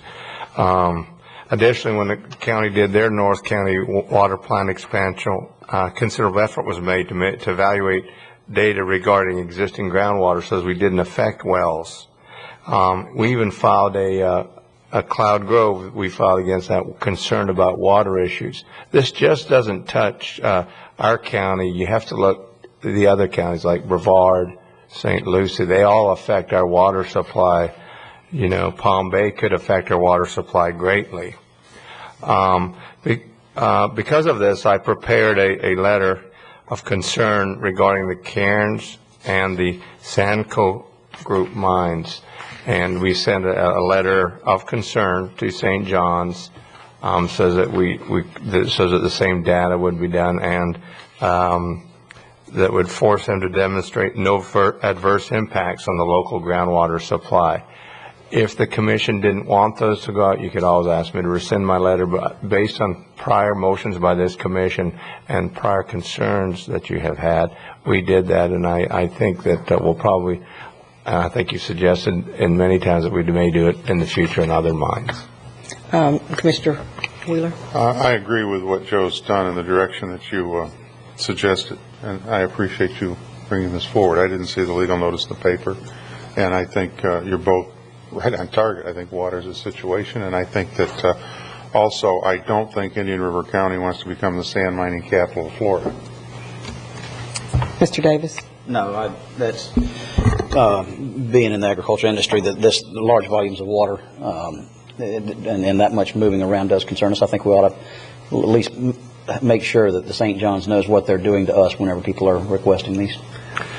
Yeah, I concur. I think that we want to be on board with the federal official notification that we have concerns. We can always go back and upon further information, we now have no objection or whatever, but I think we got to get that foot in the door. So I definitely support sending those letters of concern. Mr. Fletcher? And as we go forward, and I appreciate you bringing this forward. And I want to make it perfectly clear, I want everyone to have, I'm for private property rights. That has nothing to do, but we are really wetlands through the history, and we just can't drain ourselves off. Now, there are consequences for that. So I'm just being conservative good management practices of our county. I realize that the state of Florida owns water rights, but we are all members of the state of Florida, and we all need to protect our rights and other rights. I will be happy to open it for and I see St. John's here coming up. Good morning, Commissioners. Margarita Engel, St. John's River Water Management District. I certainly appreciate your concern about water. I do have to report, though, that that ad was incorrect. The notice of intent mentioned a well and 2 pumps. There will be no well. Can we have a correct version then? Of the in writing? Yes, when it is published, absolutely. So are you going? So this is not the date you're going to republish this, re-advertise? I I don't know about that. I will have to check. Well, because if that, this but- is not correct what you're advertising, I would Right. think you'd have to re-advertise. Yes. And I appreciate that this was brought to our attention. I'm not so sure that the Palm Bay Service Center would have necessarily realized that this ad was incorrect, because this comes out of our Palatka office, our home office. There are the two pumps, one for the being applied for. One is for the dewatering and one is for the hydraulic dredge. But I will get back with you and to let you know that So this will not republished. be, action will not be taking place on December 11th? I'm sorry, the what? On this issue? It will be, but there is no well involved. Well, we still can have concerns about the adverse effects of the mine on the water supply, can we not? Oh, yes. Oh, okay. Oh, yeah. Then- Yeah, and, Yes. and But we're not- whether you call it a well or a giant hole in the ground, you're still going to be taking groundwater and pumping it somewhere, is that correct?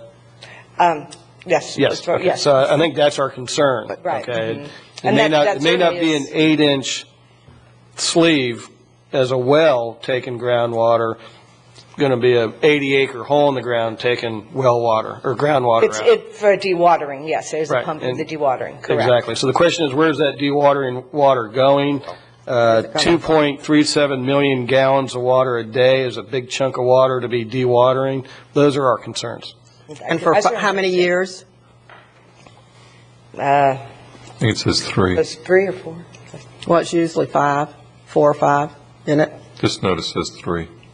Well, that's what, but the notice isn't correct completely, so that's what I'm trying to pin I'm afraid, down. Commissioners, that I am not familiar with regulatory issues, particularly consumptive use permitting, but when I saw the item in the agenda, I did check to be sure that, what the issue was, and I was assured that there was no well, that just the 2 pumps. And I did want to report that to you, and I will make sure that the ad is republished, and certainly appreciate your concern. Yes. And that no decision will be made until the correct ad is published. Correct. Thank you so much. Thank you. Madam Chairwoman, Yes. as Commissioner O'Brien suggests, I believe that we might be skirting about the bantering and semantics. However, which way the water is moved or pulled, we need to move forward and take a proactive stance to ensure that we're not looking at the final option in procuring water for our citizens in the form of desalinization. We have to ensure that we have a viable water source. And I believe that by us taking a positive stance is most certainly the most proactive way to take control of the situation. Yes, we have some people from the audience come up on both sides, please. Yes. Good afternoon, Aaron Bowles, MBV Engineering. We appreciate your concerns over the sand mines, and obviously there's a lot of debates concerning them right now. I don't have a formal presentation. I didn't bring our geologist with us, but what I'd like to do is basically explain how sand mines are excavated, what happens with the water. What we have provided on the plans is basically a recharge trench around the sand mining efforts. This sand mine is an 80-acre piece of property. There's 23 acres that are being dredged. The perimeter is the pumps that we will be using are pumping the water into the trench to recharge the water into the groundwater. There's no actual discharge off-site, and once we reach to a depth of about 20 feet, that process will end, and we start dredging via it's a flotation type pump device. It's a dredge that just basically sucks the sand slurry from the bottom of the sand mine, pumps it up into a hill. I think we're limited to 25 feet high. It may not be that high for this site. We haven't gotten to that point yet, but in essence, what remains is the sand, and the water just comes back into the pit itself. So there's no real off-site discharge. I went back and reviewed the application. There's no indication of withdrawing it from this Floridan aquifer. We're strictly the superficial aquifer, which is the groundwater that's present below the surface. And we are, that portion of the dry excavation goes down to about 20 feet. So we're creating this dry hole 20 feet deep and in essence pumping the water out to this recharge trench so that within the confinements of our property, we're not lowering the groundwater table really at all. And again, that's in our the geologist report. He goes through that entire explanation, and I think he had been in here for the Fishers project not too long ago and had explained that whole process. So that was planning and zoning, I'm sorry. So if we need to provide a more formal presentation with our geologist, he can do that, but in essence, that's basically what happens. I think we're going to be looking at everyone. Yeah. So, but there is no groundwater discharge off to that we're losing from the site. And I had talked to Henry Stevens yesterday, and I sort of went over a little bit of that with him. But anyway, I just want to talk about it today, answer any questions you may have. and I think the concern is that numbers of people going down, however many feet, approximately you go down, and the effect of your neighbors. Sure. And then the runoff, you're not always able to keep 100%. Right. They go out in the ditches and this and that. Sure. And we all know that, it's one of those things you have to monitor all the time, and it's not 100%. Sure, I understand. Madam Chair. Okay. Yes. Yeah, I don't know a lot about this, but I talked to someone today that's more familiar with it, and he mentioned, and I'm not sure that I understand it, but he mentioned that if there's clay involved, and I don't know that there is, you're not going to get the recharging back in. And so I would assume that, when the permits are all, and when this all goes through, that's something else to look at on the recharging end of it, is, what kind of clay is involved there, because it won't recharge through the clay, if that is a Right. problem. And the geologist did go through that analysis and has that drawdown effect. And in his report, he in essence says that within feet of the recharge trench, the groundwater table is unaffected. I wonder how much, not just here, but I mean across the state, I wonder how much fresh water, because of mining, and I know even when they built 95, you got borrow pits all up and down 95 where they took stuff out to build the road, but I wonder if anybody's ever tried to figure out how much we lose in evaporation because of the open, huge wells, if you want to call them that rather than borrow pits. Yeah. It'd be interesting. It may not be significant with one, but when we've got them all over the state, and water is becoming an issue, and it's kind of like changing your light bulbs. They take less energy to run the different bulbs, and I think evaporation could be a serious problem when we have water problems. And we're in a drought and have been for some time, and probably going to be for a while longer, if not a long while longer. So every little bit helps and counts. There was a cute cartoon in the paper this morning where they were drilling, and he says, "Oh, we hit oil, cap it, let's go look for water." Well, nothing lives without water. Right. Good water.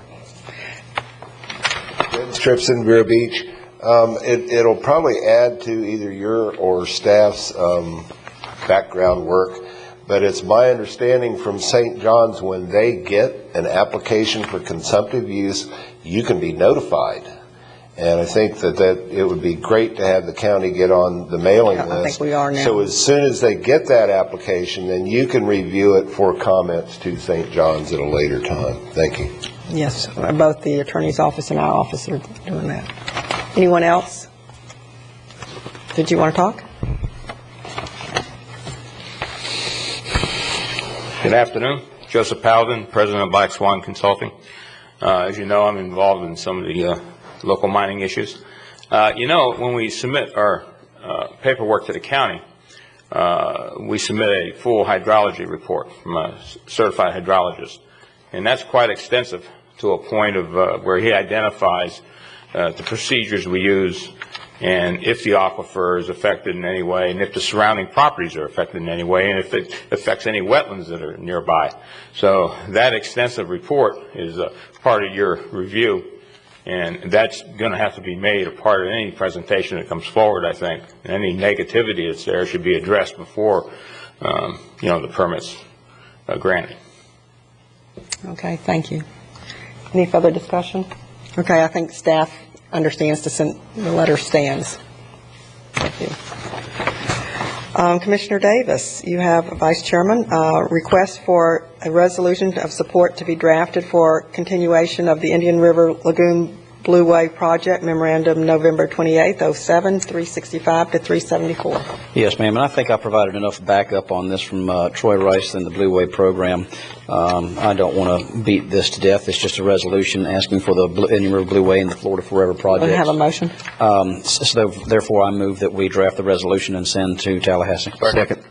Those in favor? Aye. Thank you. You have a second request Yes, for I County do. Administrator to direct staff to research and provide a report on rock and sand mining regulations involving agricultural lands in other counties. Yes, ma'am. This actually came from the Agricultural Advisory Committee, from a member of the Ag Advisory Committee, and obviously I didn't feel comfortable giving staff direction without the support of the board, and therefore I wanted to pull it forward to find out what other communities are doing as we move forward with this moratorium issue, and being the liaison to the Agricultural Advisory Committee right now, anyhow, it was something that I felt like would be appropriate for us to get some consensus on and find out just what other communities are doing, so that staff can give us a presentation on that. I'll make that motion. And I'll second it.